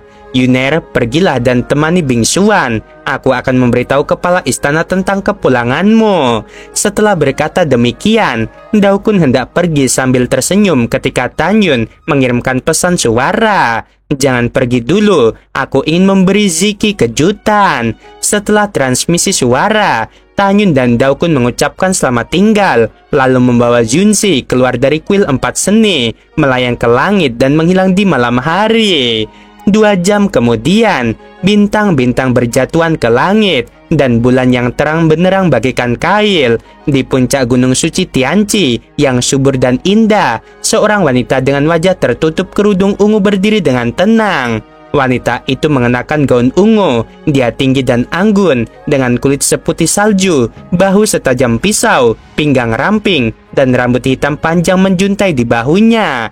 Meskipun wajahnya ditutupi oleh kerudung tipis berwarna ungu, hanya matanya yang indah saja yang sangat menakjubkan. Tetapi saat ini, di bawah sinar bulan, samar-samar terlihat bahwa matanya yang menawan dipenuhi air mata. Hembusan angin bertiup, meniup air mata, tetapi tidak dapat menghapus ekspresi sedihnya. Seberkas cahaya biru jatuh seperti meteor dan menjelma menjadi Miao Qingqing dalam gaun biru di puncak gunung suci Tianchi. "Adik ke-9, aku tahu kamu masih belum bisa melepaskannya." Miao Qingqing mendatangi Xin Bingxuan dengan marah. Xin Bingxuan menyeka air mata dari sudut matanya, berbalik dengan dingin dan berjalan menuju paviliun. "Adik ke-9, ada begitu banyak pria di dunia ini. Selama kamu mau, kamu bisa menemukan pria manapun. Mengapa kamu harus memilih karena Tanyun?" Sebelum Miao Qingqing sempat menyelesaikan perkataannya, Xin Bingxuan berhenti sejenak, lalu tiba-tiba berbalik dan menatap Miao Qingqing dengan tatapannya semakin dingin. "Kakak senior ke-8, aku akan mengatakannya untuk terakhir kalinya. Aku tidak ingin mendengar namanya." Setelah mengatakan itu, Xin Bingxuan terbang ke paviliun dan menutup pintu. "Adik ke-9, aku pulang dulu, jangan bersedih. Sungguh tidak ada gunanya pria seperti Tanyun yang mudah bosan."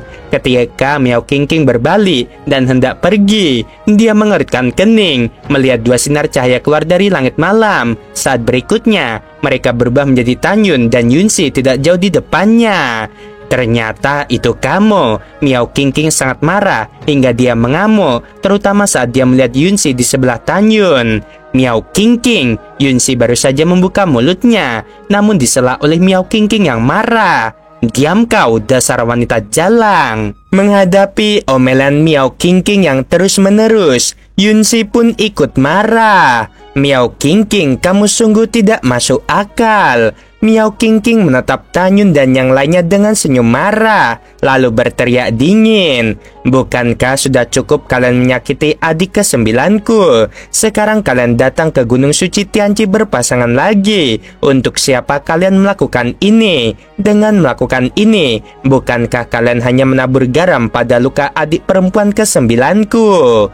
"Miao Qingqing, sudah cukup." Wajah Tanyun muram. "Aku tidak ingin bicara denganmu. Kamu tidak mau bicara padaku dan aku juga terlalu malas memperhatikan dirimu." Miao Qingqing menatap Tanyun dan menjadi semakin marah. "Bingxuan, keluarlah dan dengarkan penjelasanku." Tanyun melangkah maju dan melintasi jarak beberapa ribu kaki, muncul di luar paviliun dengan pintunya tertutup. "Tanyun, pergilah. Aku tidak ingin melihatmu lagi." Suara dingin Xin Bingxuan datang dari paviliun. "Bingxuan, segala sesuatunya tidak seperti yang kamu pikirkan." Tanyun berkata dengan tulus. "Bukan seperti yang kukira, tapi aku melihatnya dengan mata kepalaku sendiri. Kamu berbicara dengan Kaisar Shizo di depan semua orang." Suara dingin dan marah Xin Bingxuan datang dari paviliun. "Kamu bilang kamu menyukai putri ke-7 dan kamu tidak takut hidup dan mati demi dia. Aku melihatnya dengan mata kepalaku sendiri. Apakah ada hal lain yang perlu kamu jelaskan?" Setelah mengatakan itu, suara Xin Bingxuan keluar lagi. Kali ini adalah suara yang menyedihkan dan merendahkan diri. "Sebenarnya, jika kamu memikirkannya dengan cermat, kamu tidak salah. Lagi pula, menyukaimu hanyalah angan-anganku. Kamu tidak pernah mengungkapkan apapun kepadaku. Jadi Tanyun, tolong jangan ganggu aku lagi dan pergilah." Pada saat ini, di lobi paviliun setelah Sin Bingxuan selesai berbicara, matanya yang indah sudah dipenuhi air mata. Hatinya hancur, dia patah hati. Dia telah menurunkan status dan harga dirinya dan bersedia menerima kenyataan bahwa Tan Yun sudah memiliki begitu banyak wanita cantik. Tetapi dia tidak dapat menerima bahwa setelah meninggalkan kuil Tianmen, Tan Yun jatuh cinta pada Yunxi dan bersedia mengambil risiko untuk berpartisipasi dalam kompetisi pernikahan untuknya. Setetes kristal jatuh dari matanya dan dia berkata dengan dingin, "Tan Yun, mulai sekarang kamu dan aku bukan lagi teman." Sebelum dia bisa menyelesaikan kata-katanya, pintu paviliun ditendang hingga terbuka.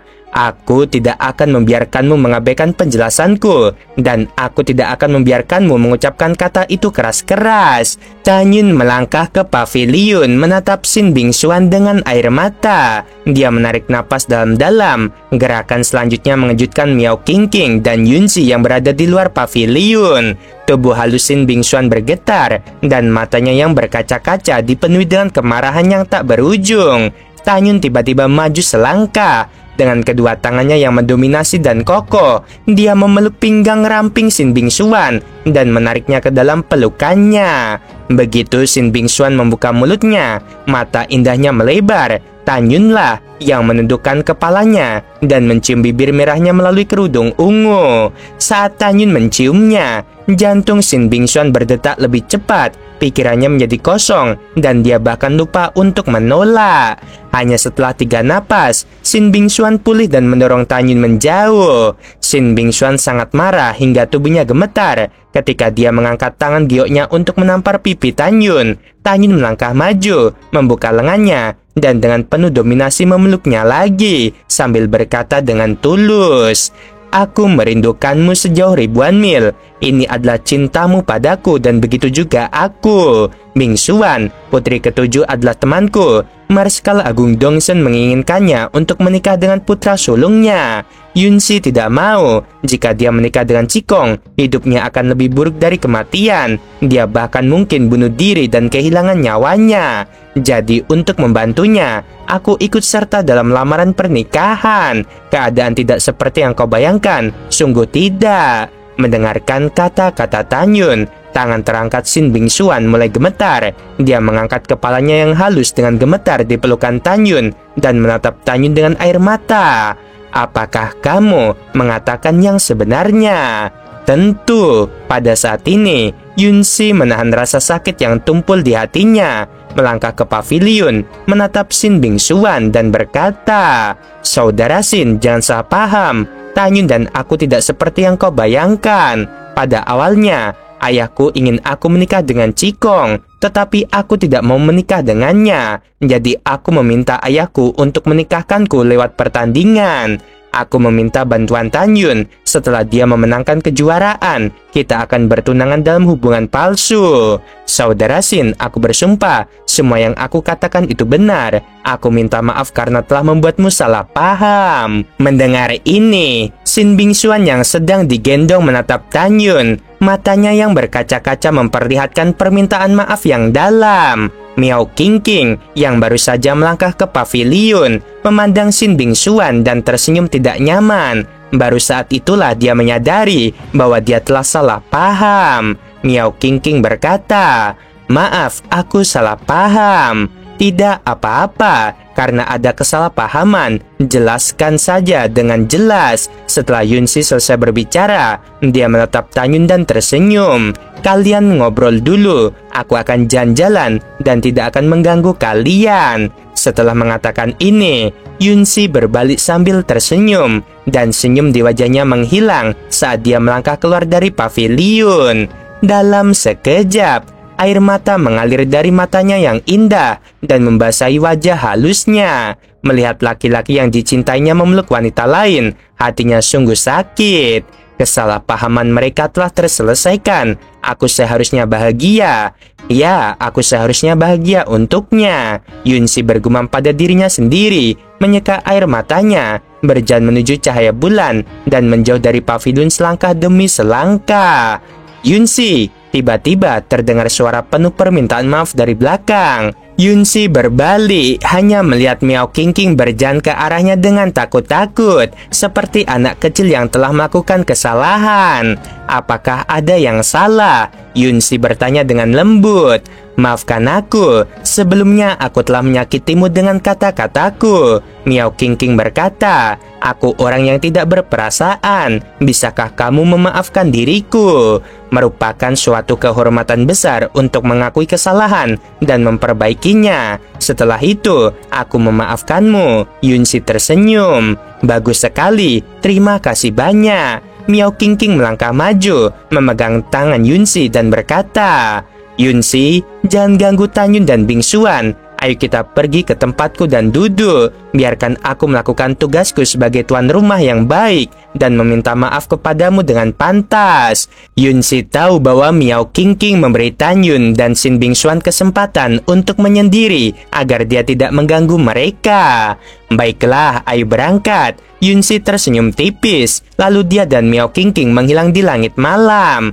Tanyun dengan lembut memeluk Sin Bingsuan, mencium aroma keperawanannya. Detak jantungnya tak terkendali bertambah cepat. Apakah kamu masih membenciku? Sin Bingsuan meringkuk dalam pelukan Tanyun dan menggelengkan kepalanya lembut. Kamu belum pernah melihat seperti apa rupaku. Aku benar-benar terkejut kamu memiliki aku di dalam hatimu. Mata indah Sin Bingsuan dipenuhi dengan kebahagiaan. Di hatiku, penampilan bukanlah hal terpenting. Tanyun dengan lembut membelai rambut panjang Sin Bingsuan dan berkata, yang aku hargai adalah karakter. Kalau begitu, apakah kamu tidak ingin tahu seperti apa penampilan diriku? Sin Bingsuan mengangkat kepalanya, matanya penuh pesona. Aku mau, kata Tanyun. Mendengar ini, Sin Bingsuan bernapas dengan cepat dan menutup matanya dengan bulu mata panjang yang bergetar. Pada saat ini, jika Tanyun tidak tahu bahwa Sin Bingsuan ingin melepaskan cadarnya dengan tangannya sendiri, maka dia akan menjadi orang bodoh. Jantung Tanyun berdebar kencang. Dia melonggarkan korslet Sin Bingsuan dengan kedua tangannya dan hendak membuka cadarnya ketika Sin Bingsuan yang sedang memejamkan matanya tiba-tiba berkata, sudah kubilang, aku hanya akan membuka cadarku demi calon suamiku. Jika kamu melepaskannya, kamu tidak boleh menyesalinya. Jika tidak, aku tidak akan pernah memaafkanmu di kehidupan ini atau kehidupan selanjutnya. Tanyun menarik napas dalam-dalam dan berkata dengan yakin, aku tidak akan pernah menyesalinya. Baiklah, aku percaya padamu. Sin Bingsuan merasakan sedikit rasa dingin di pipinya saat dia berbicara lembut. Ternyata Tanyun telah membuka cadarnya. Sangat indah. Tanyun menatap Sin Bingsuan yang begitu dekat dengannya. Matanya yang berbinar menampakkan ekspresi takjub yang tak terkendali dan kekaguman yang tulus. Bingsuan, mengapa kamu begitu cantik? Tanyun tidak bisa menahan diri untuk memuji lagi. Di hadapan Tanyun, tampaklah sesosok wajah dengan kecantikan tiada tara. Yang membuat Tanyun merasa lebih luar biasa adalah bahwa wajah ini memancarkan pesona yang dapat membuat pria mabuk dan hasrat mereka membuncah. Di bawah berkah pesona yang sunyi dan tak terlihat itu, bahkan dengan tekad Tanyun yang kuat, dia hampir tidak bisa mengendalikan diri. Dia ingin menekannya ke tempat tidur dan menciumnya. Sin Bingsuan perlahan membuka mata indahnya, dan saat dia menyadari hasrat yang tak terkendali di mata Tanyun, dia menjadi semakin menawan. Sin Bingsuan tiba-tiba mengeluarkan erangan samar, namun Tanyunlah yang memegang pipinya dan mencium bibir merahnya. Mata Sin Bingsuan bergetar, tubuh halusnya sedikit gemetar, lalu dia menutup mata indahnya, memeluk Tanyun, dan menanggapi dengan canggung namun antusias. Setelah beberapa lama, Sin Bingsuan mendorong Tanyun menjauh dengan pipinya yang memerah dan berkata dengan malu-malu, kamu menciumku begitu keras sehingga aku tidak bisa bernapas. Tanyun menundukkan kepalanya, menempelkan bibirnya ke telinga Sin Bingsuan, meniupkan udara hangat dengan lembut, dan mengatakan sesuatu. Tiba-tiba, Sin Bingsuan membelahkan kedua matanya yang indah, menggelengkan kepalanya dengan tergesa-gesa, dan wajah tegangnya pun memerah hingga meneteskan darah. Tidak, kata Sin Bingsuan genit. Aku ingin menghabiskan malam pertamaku. Lalu, sebelum Sin Bingxuan menyelesaikan kata-katanya, dia menjerit. Ternyata Tanyun membungkuk dan memeluk pinggangnya, lalu berjalan menuju lantai 2. Bingxuan, aku di sini untuk menemuimu. Pada saat ini, pintu pavilion didorong terbuka dan seorang gadis ramping berpakaian ketat berjalan masuk dengan gembira. Gadis itu tak lain adalah Sang Guan Yuxin, gadis suci ras manusia dan satu-satunya murid Fang Xiki. Ah, maaf, aku tidak melihatnya. Setelah Sang Guan Yuxin menyadari Sin Bingxuan tengah digendong oleh seorang pria berjubah ungu, dia buru-buru menutup matanya dengan undangan di tangan kanannya. Karena Tanyun membelakangi Sang Guan Yuxin, dia tidak melihat wajah Tanyun. Bingxuan, kau lanjutkan saja pekerjaanmu. Aku akan keluar, kata Sang Guan Yuxin sambil berbalik dan hendak pergi. Dia baru saja berbalik dan berjalan beberapa langkah ketika tiba-tiba teringat sesuatu. Dia tiba-tiba berbalik dan menatap punggung Tanyun. Itu tidak mungkin. Dia sudah meninggal puluhan ribu tahun yang lalu. Itu pasti bukan dia. Sang Guan Yuxin menatap Tanyun dengan seksama dan berpikir dalam hati. Tetapi jika bukan dia, maka orang ini juga berambut putih dan mengenakan jubah ungu. Punggungnya benar-benar mirip dengannya. Sang Guan Yuxin berkedip, suaranya yang indah bergetar jelas. Apakah kamu Tanyun? Mendengar suara yang familiar di belakangnya, Tanyun sangat gembira. Yuxin, lama tak berjumpa. Aku berencana mengunjungimu besok. Tanyun tersenyum dan kembali pada Sang Guan Yuxin. Setelah melihat bahwa orang di depannya memang Tanyun, Sang Guan Yuxin tersambar petir dan membeku di tempat. Kemudian, dia tidak tahu apa yang sedang dipikirkannya. Matanya langsung memerah dan air mata mengalir di sana. Tanyun mengerutkan kening. Entah mengapa, dia menemukan kebencian di mata Sang Guan Yuxin yang datang dari lubuk hatinya. Air mata Sang Guan Yuxin jatuh. Dia menatap Sin Bingxuan dengan tubuh gemetar dan berkata dengan suara tercekat, "Ternyata kamu tahu bahwa Tanyun belum mati." Sin Bingxuan menghela napas, mengangkat kepala, menatap Sang Guan Yuxin dan berkata, "Maafkan aku." Ketika Sang Guan Yuxin mendengar kata maaf, dia tahu bahwa Sin Bingxuan sudah tahu bahwa Tanyun belum mati. "Maafkan aku benar-benar minta maaf." Pandangan Sang Guan Yuxin kabur karena air mata. Undangan di tangannya terjatuh ke tanah. Dia mengangkat tangan kanannya dan menuju Sin Bingxuan dengan marah. Tiba-tiba, emosinya tak terkendali dan dia menangis. "Bingxuan, aku memperlakukanmu sebagai saudari yang baik. Mengapa kau berbohong padaku? Kau tahu aku selalu menyukai Tanyun. Saat aku tahu dia meninggal, aku sangat terpukul. Butuh waktu 30.000 tahun bagiku untuk melupakannya. Dalam 30.000 tahun terakhir, aku juga menduga bahwa Tanyun tidak mati. Aku telah bertanya kepadamu lebih dari sekali, apakah Tanyun berpura-pura mati untuk menghindari musuh-musuh istana Tianmen. Tetapi kamu selalu mengatakan tidak. Kamu selalu mengatakan padaku bahwa Tanyun benar-benar telah pergi. Mengapa kamu berbohong padaku?" Sang Guan Yuxin menangis terseduh-seduh dan ekspresinya yang patah hati membuat orang-orang merasa kasihan padanya. Ketika Tanyun mendengar Sang Guan Yuxin mengatakan bahwa dia menyukainya, dia agak tercengang. Di dalam hatinya, Sang Guan Yuxin sangat cantik dan dia tidak pernah berpikir untuk mengambil keuntungan darinya. Dia selalu menganggapnya sebagai teman dekat yang bisa berbagi hidup dan mati dengannya. Tanyun tidak bisa melupakan bahwa ketika dia berada di kuil Tianmen, jika Sang Guan Yuxin tidak melindunginya secara diam-diam, dia mungkin telah dihabisi oleh Chu Wuhen, putra wakil kepala istana Chu. "Yuxin, jangan salahkan Bingxuan," Tanyun berkata dengan tergesa-gesa. "Saat itu, demi mencegah berita tentang keselamatanku bocor, aku bahkan tidak memberitahu kepala istana. Aku juga meminta Bingxuan untuk tidak memberitahu siapapun." Sang Guan Yuxin menatap Tanyun. Pandangannya kabur karena air mata. Dia berbalik dan berlari keluar pavilion sambil menangis. Tanyun memanggilnya, namun Sang Guan Yuxin pura-pura tidak mendengar. Setelah Sang Guan Yuxin pergi, Tanyun menoleh ke arah Sin Bingxuan dan berkata dengan bingung, "Bahkan jika aku tidak memberitahunya, dia seharusnya tidak bereaksi sebesar itu." Sin Bingxuan menatap undangan di tanah, tubuhnya gemetar dan wajahnya berubah drastis. "Tanyun, Kurasa aku tahu mengapa dia begitu marah. Alasan Sin Bingxuan berkata demikian adalah karena dia tiba-tiba teringat bahwa sekitar 1000 tahun yang lalu, Sang Guan Yuxin memberitahunya bahwa keluarganya telah mengatur pernikahan untuknya. Sin Bingxuan ingat dengan jelas bahwa Sang Guan Yuxin berkata saat itu bahwa karena Tan Yun sudah meninggal, pernikahannya akan diputuskan oleh ayahnya. Sin Bingxuan melambaikan tangannya dan undangan di tanah diambil di tangannya. Dia membuka undangan itu dengan tangan gemetar dan mendapati bahwa di sana tertulis bahwa dalam 3 tahun Sang Guan Yuxin akan menikah dengan Song Xing, tuan muda dari keluarga Song. Ketika Tan Yun menyadari Sin Bingxuan tampak pucat, ia bertanya dengan khawatir, "Ada apa?" "Yuxin akan menikah." Sin Bingxuan menangis terseduh-seduh karena menyalahkan diri sendiri. Kurasa alasan utama mengapa dia menyetujui pernikahan ini adalah karena dia percaya kamu sudah mati.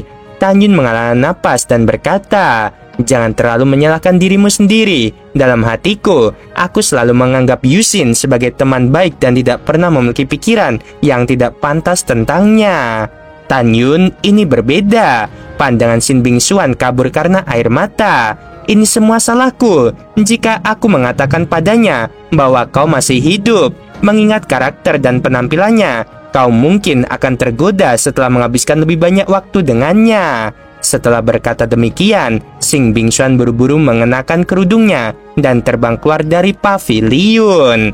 Ketika Tan Yun dan Sin Bingxuan terbang keluar dari paviliun, mereka berhenti di udara dan melihat seorang pria tinggi dan tampan memeluk Sang Guan Yuxin di puncak gunung suci Tianqi. Pemuda yang berkarakter saleh itu tidak lain adalah tunangan Sang Guan Yuxin. "Si'er, mengapa kamu menangis tanpa alasan?" Song Xing menatap Sang Guan Yuxin dalam pelukannya dengan pedih hati dan menyeka air matanya.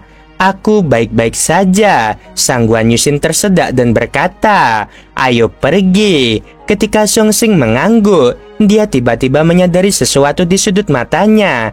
Alisnya berkerut dan dia tiba-tiba melirik ke samping dan melihat Tan Yun dan Sin Bingxuan. "Sin-er, aku mengerti." Song Xing berkata dengan lembut, lalu melepaskan Sang Guan Yuxin dengan perlahan, lalu menangkupkan tinjunya ke arah Tan Yun dan berkata, "Kamu pasti Tan Yun. Apakah kamu mengenaliku?" Tan Yun kebingungan. Dia dan Sin Bingxuan terbang ke udara dan mendarat di depan Song Xing dan Sang Guan Yuxin. "Tentu saja aku mengenalinya." Song Xing mengepalkan tangannya, membungkuk dalam-dalam pada Tan Yun dan berkata, "Aku Song Xing, terima kasih banyak."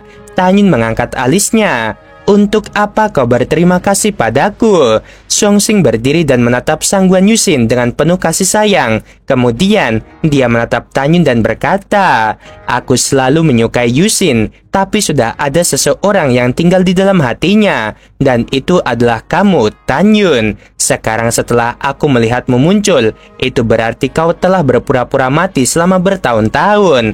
Selama bertahun-tahun saat kau berpura-pura mati, Yuxin patah hati. Karena itulah aku berkesempatan untuk dekat dengannya, merawatnya, menyayanginya, hingga rasa sakit di hatinya sembuh.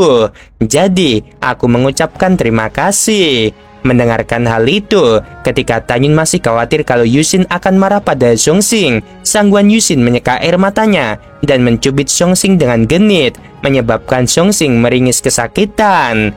"Kau pantas mendapatkannya. Kau bicara omong kosong." Sang Guan Yuxin berpura-pura marah dan tidak diragukan lagi dia sedang menggoda. Melihat tindakan Sang Guan Yuxin, Tan Yun diam-diam menghela napas lega. Dia bisa melihat bahwa Yuxin sangat menyukai Song Xing. Song Xing segera memohon belas kasihan kepada Sang Guan Yuxin. Itu lebih baik." Sang Guan Yuxin berkata, mata merahnya yang indah menatap Tan Yun dan berkata sambil tersenyum paksa, "Tan Yun, aku bertemu denganmu secara tidak sengaja dan kita telah mengalami hidup dan mati bersama. Tetapi aku tidak memiliki kesempatan untuk menghabiskan lebih banyak waktuku untuk mengenalmu. Aku merasa sangat menyesal. Butuh waktu 30.000 tahun bagiku untuk melupakanmu. Tapi aku tidak membencimu karena kamu tidak melakukan kesalahan apapun." Pandangan Sang Guan Yuxin kabur karena air mata saat dia berkata, "Tan Yun, kita akan tetap berteman baik mulai sekarang." Itu tentu, Tanyun berkata dengan tulus. Kamu akan selalu menjadi teman baikku. Sang Guan Yusin mengangguk, menatap Songxing dengan mata berkaca-kaca, lalu menatap Tanyun dan berkata, meskipun kamu adalah teman baikku, aku tidak ingin kamu muncul di pernikahanku 3 tahun kemudian. Apakah kau akan menyalahkanku? Tanyun menggelengkan kepalanya. Mendengarkan percakapan antara Tanyun dan Sang Guan Yusin, Songxing sebenarnya sangat jelas. Bagaimanapun, Tanyun adalah pria pertama yang membuat Sang Guan Yusin jatuh cinta, dan dia masih belum bisa melupakannya. Terima kasih, Sang Guan Yusin berkata sambil menatap Sin Bingsuan. Matanya berubah dingin, dan dia berkata tanpa ragu-ragu, aku membencimu karena aku memperlakukanmu sebagai saudaraku yang baik, tetapi kau berbohong padaku. Saat Tanyun belum bergabung dengan penjara neraka kuno, kau tahu bahwa aku punya perasaan padanya. Aku bertanya berulang kali apakah Tanyun masih hidup, tetapi kamu selalu mengatakan bahwa dia sudah tiada. Jika kamu tidak berbohong padaku, mungkin aku dan Tanyun tidak akan berakhir seperti ini. Jadi Sin Bingsuan, aku tidak akan pernah memaafkanmu dalam hidup ini. Tidak akan pernah. Mendengarkan hal ini, Sin Bingsuan terdiam.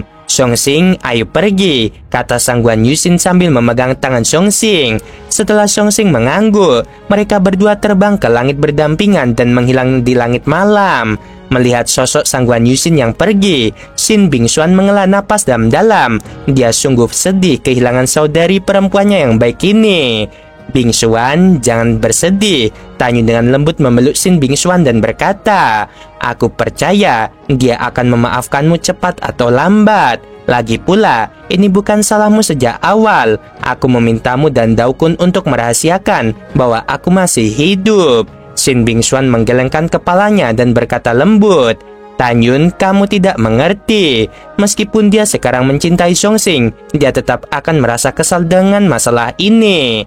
Mengapa? Tanyun benar-benar bingung. Karena kamu adalah pria pertama yang pernah dicintainya. Sin Bingsuan berkata dengan sedih, aku khawatir dia tidak akan pernah memaafkanku dalam hidup ini. Tidak peduli apakah kalian bisa berbaikan di masa depan, kami semua dengan tulus mendoakan kebahagiaannya, kata Tanyun. Sin Bingsuan mengangguk, mengeluarkan sepasang tangan giok yang lembut, memeluk Tanyun dan berkata dengan lembut, senang sekali memilikimu di sisiku. Tanyun, kamu sudah lama tidak bersamaku. Tolong tinggallah bersamaku malam ini, kata Sin Bingsuan. Baiklah, kata Tanyun sambil menggendong Sin Bingsuan dan berjalan menuju pavilion. Sin Bingsuan berkata dengan malu-malu, apa yang akan kamu lakukan? Bukankah kau memintaku untuk menemanimu malam ini? Tanyun berpura-pura bingung. Aku memintamu menemaniku melihat bintang-bintang dan menceritakan apa yang telah kau alami selama bertahun-tahun. Apa yang sedang kau pikirkan? Suara Sin Bingsuan makin lama makin pelan. Gadis bodoh, aku hanya menggodamu, Tanyun berkata sambil tersenyum. Sin Bingsuan berkata dengan genit, kamu menggertakku. Tanyun tersenyum dan membaringkannya di tanah. Dia duduk berdampingan dengannya di puncak gunung suci Tianchi, menatap langit berbintang dan berbicara sepanjang malam. Keesokan harinya, pagi-pagi sekali, Sin Bingsuan meringkuk dalam pelukan Tanyun dan tidur dengan tenang. Dua sosok cantik turun dari langit dan berubah menjadi Yunxi dan Miao Qingqing dari puncak gunung suci Tianchi. Sin Bingsuan terbangun setelah mendengar seseorang memanggilnya. Dia dengan malu-malu bangkit dari pelukan Tanyun dan berkata, kakak senior ke-8, ada apa? Apakah kamu sudah bertamai dengan Tanyun? Miao Qingqing bertanya sambil tersenyum. Kamu bertanya meskipun kamu sudah tahu jawabannya. Sin Bingsuan memutar matanya. Tanyun yang berdiri di samping tersenyum namun tidak mengatakan apapun. Namun Yunxi yang berdiri di depan Tanyun tersenyum agak tidak wajar. Setelah beberapa saat bermain, kedua gadis itu menjadi tenang. Tanyun berdiri dan berkata sambil tersenyum, Yunxi, kamu tinggallah di sini sebentar. Aku akan pergi menemui Shiki. Yunxi mengangguk sebagai jawaban. Jangan khawatir, kami akan menjaga Yunxi dengan baik. Miao Qingqing berkata dengan acuh tak acuh. Tanyun tersenyum, lalu berubah menjadi wajah lain, berubah menjadi seberkas cahaya, dan menghilang ke lautan awan yang luas. Dalam sekejap mata, matahari terbenam. Miao Qingqing meninggalkan Gunung Suci Tianqi. Yunxi dan Xin Bingxuan duduk di rumput subur di puncak gunung dan mengobrol menyenangkan. Yunxi, apakah kamu menyukai Tanyun? Xin Bingxuan tiba-tiba mengganti topik pembicaraan dan bertanya. Yunxi sedikit terkejut. Bingxuan, aku tidak mengerti apa maksudmu. Aku bilang apakah kamu suka Tanyun, kata Xin Bingxuan lagi. Yunxi berkata, Bingxuan, kamu terlalu banyak berpikir. Tanyun dan aku hanya berteman. Kamu tidak perlu menyangkalnya. Xin Bingxuan menatap Yunxi seolah dia bisa melihat pikirannya. Meskipun kita belum pernah bertemu sebelumnya, aku pernah mendengar namamu. Engkau adalah kesayangan Kaisar Shizu. Engkau sombong dan angkuh, murni dan polos. Jika kamu tidak menyukai Tanyun, mengapa kamu menyetujui pertunangan palsu dengannya, atau bahkan pernikahan palsu dengannya di depan seluruh dunia di masa mendatang? Saat Yunxi ingin menjelaskan, Xin Bingxuan berkata lagi pula, Tanyun secara alami lambat bereaksi terhadap perasaan, dan dia tidak begitu mengerti hati para gadis. Menurut pendapatnya, dia bersedia berpartisipasi dalam kompetisi untuk memenangkan gelar meskipun dia terluka parah karena dia ingin membantumu dan tidak ingin kamu menikah dengan pria yang tidak kamu cintai. Tetapi dia mengabaikan poin yang paling penting. Mendengar ini, Yunxi tersenyum tipis dan bertanya dengan rasa ingin tahu. Titik yang mana? Xin Bingxuan yang sangat cerdas berkata, dia mengabaikan kesamaan wanita yang sombong. Kesamaannya adalah mereka tidak pernah bercanda tentang reputasi mereka. Jika kamu kejam padanya, bagaimana mungkin kamu setuju bahwa seluruh dinasti Shizu tahu bahwa dia adalah tunanganmu? Juga, kamu harus tahu bahwa kamu adalah putri ketujuh dari dinasti leluhur Shizu. Tidak akan lama lagi, paling lama puluhan ribu tahun, sebelum tidak hanya semua orang di Amdewa Shizu akan tahu bahwa Tanyun adalah tunanganmu, tetapi bahkan seluruh alam leluhur tertinggi akan mengetahuinya. Pada titik ini, Xin Bingxuan tidak tahu apa yang sedang dipikirkannya, dan matanya berangsur-angsur menjadi dingin. Tentu saja, jika kamu benar-benar tidak menyukainya, lalu mengapa kamu melakukan ini? Yunxi, aku punya sesuatu untuk dikatakan sebelumnya. Jika kamu berani memanfaatkan kepercayaan Tanyun padamu dan melakukan sesuatu yang merugikannya, aku tidak akan pernah membiarkanmu pergi. Mendengar ini, Yunxi tidak marah. Bingxuan, aku tidak marah dengan apa yang kamu katakan. Aku tahu kamu melakukan ini untuk kebaikannya sendiri. Jangan khawatir, aku tidak punya dendam terhadap Tanyun karena dia penyelamatku. Kalau saja dia tidak menyelamatkanku di penjara neraka kuno, aku pasti sudah mati sejak lama. Aku Yunxi bukanlah orang yang membalas kebaikan dengan permusuhan. Setelah mendengar ini, Xin Bingxuan tersenyum dan berkata, sepertinya aku terlalu khawatir. Pada saat ini, Xin Bingxuan menjadi semakin yakin bahwa putri ketujuh di depannya, yang secantik dirinya, memang jatuh cinta pada Tanyun. Dalam sekejap mata, 6 hari telah berlalu. Bintang-bintang kabur, bulan berkabut, dan kunang-kunang menerangi langit malam. Di antara sekian banyak bintang manusia, ada satu bintang yang sangat spektakuler, yaitu bintang dominan. Di tengah-tengah bintang dominan, di tengah kekayaan energi ilahi langit dan bumi, samar-samar orang dapat melihat sebuah bangunan kuno yang indah berdiri tegak. Bangunan kuno itu adalah kediaman kepala istana Fang Xiki. Sekarang, Tanyun telah mencapai bintang dominan dari daerah bintang 4 seni hanya dalam 6 hari. Siapa yang datang? Mengikuti suara tua itu, seorang wanita tua yang tampaknya tak dikenali muncul entah dari mana di luar bangunan kuno dan menghalangi Tanyun. Meskipun wanita tua itu membungkuk dan tampak lesu, dia memiliki identitas yang tidak berani diremehkan oleh siapapun, yaitu penjaga suci istana. Junior memberi salam pada penjaga istana suci. Tanyun mengepalkan tangannya dan berkata, Junior adalah sahabat Shiki dan ingin bertemu dengannya. Tunggu sebentar. Setelah pelindung istana selesai berbicara, dia menghilang begitu saja. Saat berikutnya, dia muncul di luar kamar tidur di lantai 2 bangunan kuno itu dan berkata dengan hormat, "Kepala istana, seseorang mengaku sebagai teman dekatmu dan ingin bertemu denganmu. Dilihat dari ekspresi dan perilaku orang itu, dia bukan dari istana Tianmen. Biarkan dia menunggu di lobi. Aku akan segera turun." Suara Fang Xiki datang dari kamar kerja. Tidak lama kemudian, Tan Yun mendengar suara langkah kaki samar-samar datang dari lantai 2. Tan Yun melihat ke arah suara itu. Ekspresi terkejut melintasi matanya, dan dia melihat Fang Xiki yang mengenakan gaun putih dan memiliki sosok yang anggun berjalan menuruni tangga. Setelah bertahun-tahun tidak bertemu, Fang Xiki masih terlihat seperti gadis muda berusia 20-an dengan kulit seperti salju dan kecantikan yang memukau. Wajahnya yang halus begitu lembut, seolah-olah ada air yang menetes keluar darinya. Fang Xiki yang awalnya sedingin es melihat seorang pemuda berambut putih aneh duduk di kursi. Matanya yang indah menampakkan kegembiraan yang tak dapat disembunyikan, dan dia bertanya melalui transmisi suara, "Apakah kamu Tan Yun?" Itu benar, mulut Tan Yun sedikit melengkung dan dia berdiri sambil tersenyum. Setelah memastikan bahwa orang yang datang adalah Tan Yun, Fang Xiki berkata kepada pengawal istana, "Kamu bisa pergi." Tangan ramping Fang Xiki dengan lembut menjentikan udara dan pintu istana tertutup. Kekosongan itu bagikan riak-riak di air. Fang Xiki menghilang dari tangga begitu saja, dan dengan wangi badan yang menyegarkan, dia muncul begitu saja di hadapan Tan Yun. "Apakah kamu akan pergi lagi setelah kembali kali ini?" "Aku tidak akan pergi untuk saat ini." Sambil berbicara, Tan Yun menanggalkan penyamarannya dan kembali ke penampilan aslinya yang tampan. "Aku dengar dari orang tua Daokun bahwa api hatimu yang ganas telah padam sepenuhnya." Fang Xiki tersenyum tipis, "Cukup menyentuh. Berkat dirimu, jika bukan karena dirimu, aku mungkin masih bisa bertahan hidup. Tetapi aku harus menikah dengan Kaisar Shizu." "Tan Yun, terima kasih banyak." "Terima kasih kembali," Tan Yun berkata sambil tersenyum. "Aku lega melihatmu sehat."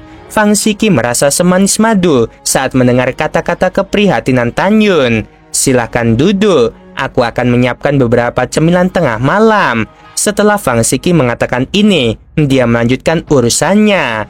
Tak lama kemudian, dia menyiapkan sendiri anggur berkualitas dan makanan lezat, lalu duduk berhadapan dengan Tan Yun. Setelah itu, mereka berdua minum dan mengobrol.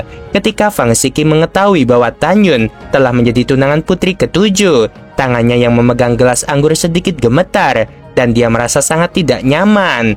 Ketika dia mengetahui bahwa Tan Yun dan Yunxi menikah itu adalah palsu, hatinya akhirnya tenang. "Tan Yun, aku pikir kamu tertarik pada putri ketujuh," Fang Xiki berkata dengan santai. "Tapi itu benar, aku juga pernah melihat putri ketujuh. Sebagai seorang wanita, aku iri dengan penampilannya." "Xiki, kamu terlalu banyak berpikir." Tan Yun menggelengkan kepalanya dan berkata, "Yunxi dan aku hanyalah teman dekat. Tidak ada hubungan asmara di antara kami."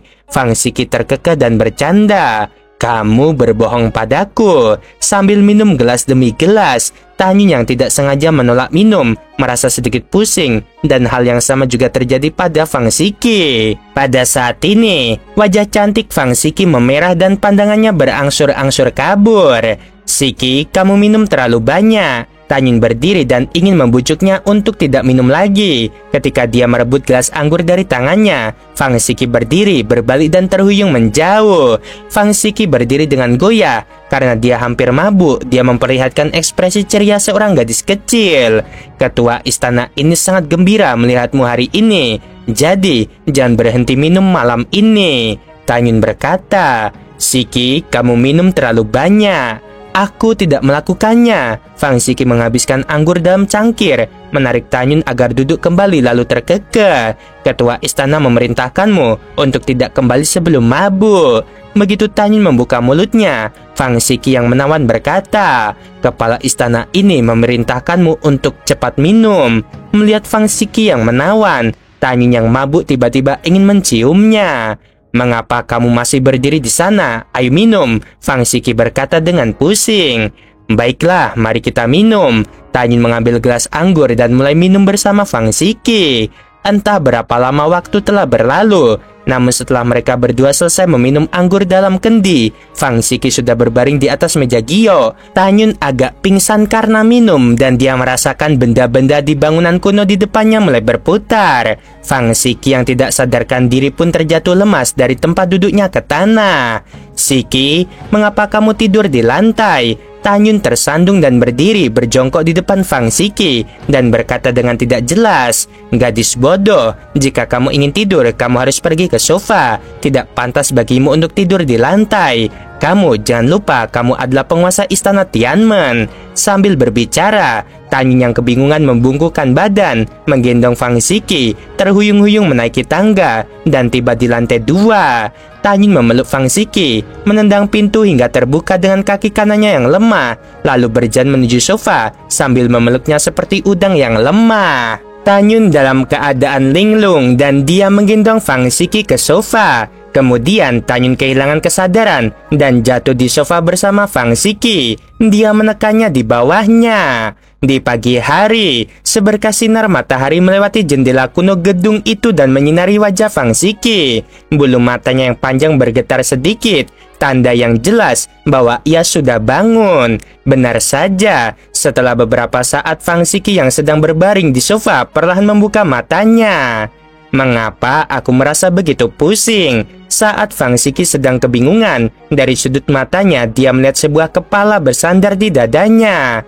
Fang Siki mengangkat kepalanya sedikit dan menoleh. Tiba-tiba, matanya yang indah melebar, wajahnya yang halus memerah, dan pipinya terasa terbakar. Tetapi dia mendapati Tanyun sedang berbaring di atasnya. Terlebih lagi, Tanyun menekankan tangannya pada dirinya sendiri. Saat tertidur, Tanyun tanpa sadar mengepalkan tangan kanannya dengan ringan dan merasakan sentuhan aneh dan indah di antara kelima jarinya. Fang Siki tidak pernah diperlakukan seperti ini oleh seorang pria sejak dia masih kecil, apalagi berpegangan tangan. Dia begitu murni dan polos, sehingga pikirannya menjadi kosong pada saat ini. Dan tanpa sadar dia menjerit. Jeritan indah yang dipenuhi kepanikan dan kecemasan mencapai telinga Tanyun, dan Tanyun tiba-tiba membuka matanya. Ketika dia mendapati dirinya berbaring di atas Fang Siki, dia pun tercengang. Tanyun tertegun selama 3 tarikan napas penuh, lalu dia melompat dari sofa. "Siki, maafkan aku tidak bermaksud begitu. Aku ingat kamu mabuk dan pingsan tadi malam, lalu jatuh di lobi lantai 1. Aku ingin kamu tidur di sofa, jadi aku menggendongmu ke atas. Aku tidak ingat apa yang terjadi selanjutnya." "Siki, jangan panik. Lihat, kita semua berpakaian rapi. Itu membuktikan bahwa tidak terjadi apa-apa." Melihat ekspresi gugup Tanyun, Fang Siki tersadar dan mendapati bahwa dia memang tidak bersalah. Fang Siki tetap menawan dan tidak berani menatap langsung ke arah Tanyun. Jantungnya berdetak lebih cepat saat dia membayangkan Tanyun menekannya dengan tangan kanannya. Terus terang saja, saat dia terbangun, dia memang diliputi rasa malu dan marah. "Tanyun, kamu tidak perlu menyalahkan dirimu sendiri." Fang Siki menarik napas dalam-dalam dan berpura-pura tenang. "Aku tidak menyalahkan dirimu." "Terima kasih," Tanyun berkata dengan nada meminta maaf. "Tapi bagaimanapun juga, kamu adalah seorang gadis dan aku telah menyinggungmu." Fang Siki berkata, "Jangan beritahu siapapun tentang ini dan jangan sebutkan lagi di masa mendatang. Kalau tidak, aku akan sangat marah." Baiklah, aku akan mendengarkanmu," Tanyun berkata dengan canggung. Setelah itu, keduanya terdiam cukup lama. "Tanyun, apakah ada yang ingin kau bicarakan padaku?" "Siki, aku ingin membicarakan sesuatu denganmu," Tanyun berkata. "Siki, aku kembali kali ini untuk memintamu membuka susunan ruang waktu domain bintang."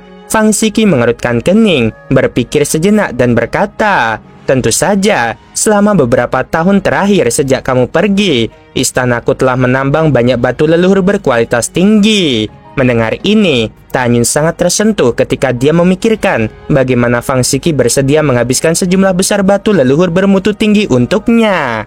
"Siki, kamu tidak perlu mengeluarkan batu leluhur. Aku punya lebih dari 500 triliun. Fang Siki awalnya terkejut, lalu seolah teringat sesuatu. Suaranya yang manis terdengar masam. "Ya, Kamu adalah Marquis Shenwu dari dinasti Shizo dan tunangan dari putri ketujuh. Tidak heran kamu memiliki begitu banyak batu leluhur berkualitas tinggi. Tanyun tertegun. Shiki, ini tidak seperti yang kamu pikirkan. Ketika Tanyun hendak mengatakan sesuatu, Fang Shiki melambaikan tangannya yang seperti batu gio. Baiklah, kamu tidak perlu menjelaskannya. Tadi malam kamu mengatakan bahwa tidak ada apa-apa antara kamu dan Yunshi. Tanyun tersenyum dan tidak berkata apa-apa lagi. Kapan kamu berencana untuk berlatih? Fang Shiki bertanya. Lebih cepat lebih baik, kata Tanyun. Baiklah, mari kita lakukan besok, kata Fang Shiki. Tanyun berkata, tidak besok, Yunshi juga ada di sini dan sekarang berada di wilayah bintang 4 seni. Shiki, bagaimana dengan ini? Aku akan mengasingkan diri lagi dalam waktu setengah bulan. Susunan ruang waktu domain bintang dapat menampung banyak orang untuk berlatih bersama. Mengapa kamu tidak meminta para pemimpin puncak dari 3 wilayah bintang untuk memilih murid-murid yang berpotensi untuk berlatih bersama kita selama kurun waktu ini? Fang Shiki mengangguk pelan dan berkata, baiklah, kamu sudah mempertimbangkannya dengan seksama. Namun, aku tidak akan mengasingkan diri. Pada levelku, mengasingkan diri saja masih jauh dari cukup untuk menembus batas. Selain itu, aku masih punya banyak hal yang harus dihadapi. Tanyun berkata, jika tidak ada yang lain, aku akan kembali ke wilayah bintang 4 seni dan meminta bingsuan dan yang lainnya untuk datang. Kalau begitu, aku pergi dulu. Tanyun tersenyum cerah. Tepat saat dia berbalik dan melangkah beberapa langkah, suara surgawi Fang Shiki terdengar dari belakang Tanyun. Mengapa Yunshi ada di sini juga? Fang Shiki bertanya dengan santai, tetapi sebenarnya dia sedikit cemburu. Tanyun berkata sambil tersenyum. Dia tumbuh di istana hampir sepanjang hidupnya. Kali ini aku mengajaknya keluar untuk bersenang-senang. Di depan jendela kamar kerja, Fang Shiki menatap sosok yang menghilang di lautan awan. Dia sedikit linglung. Pada saat ini, gambaran Tanyun yang menekan dirinya masih terbayang dalam pikirannya.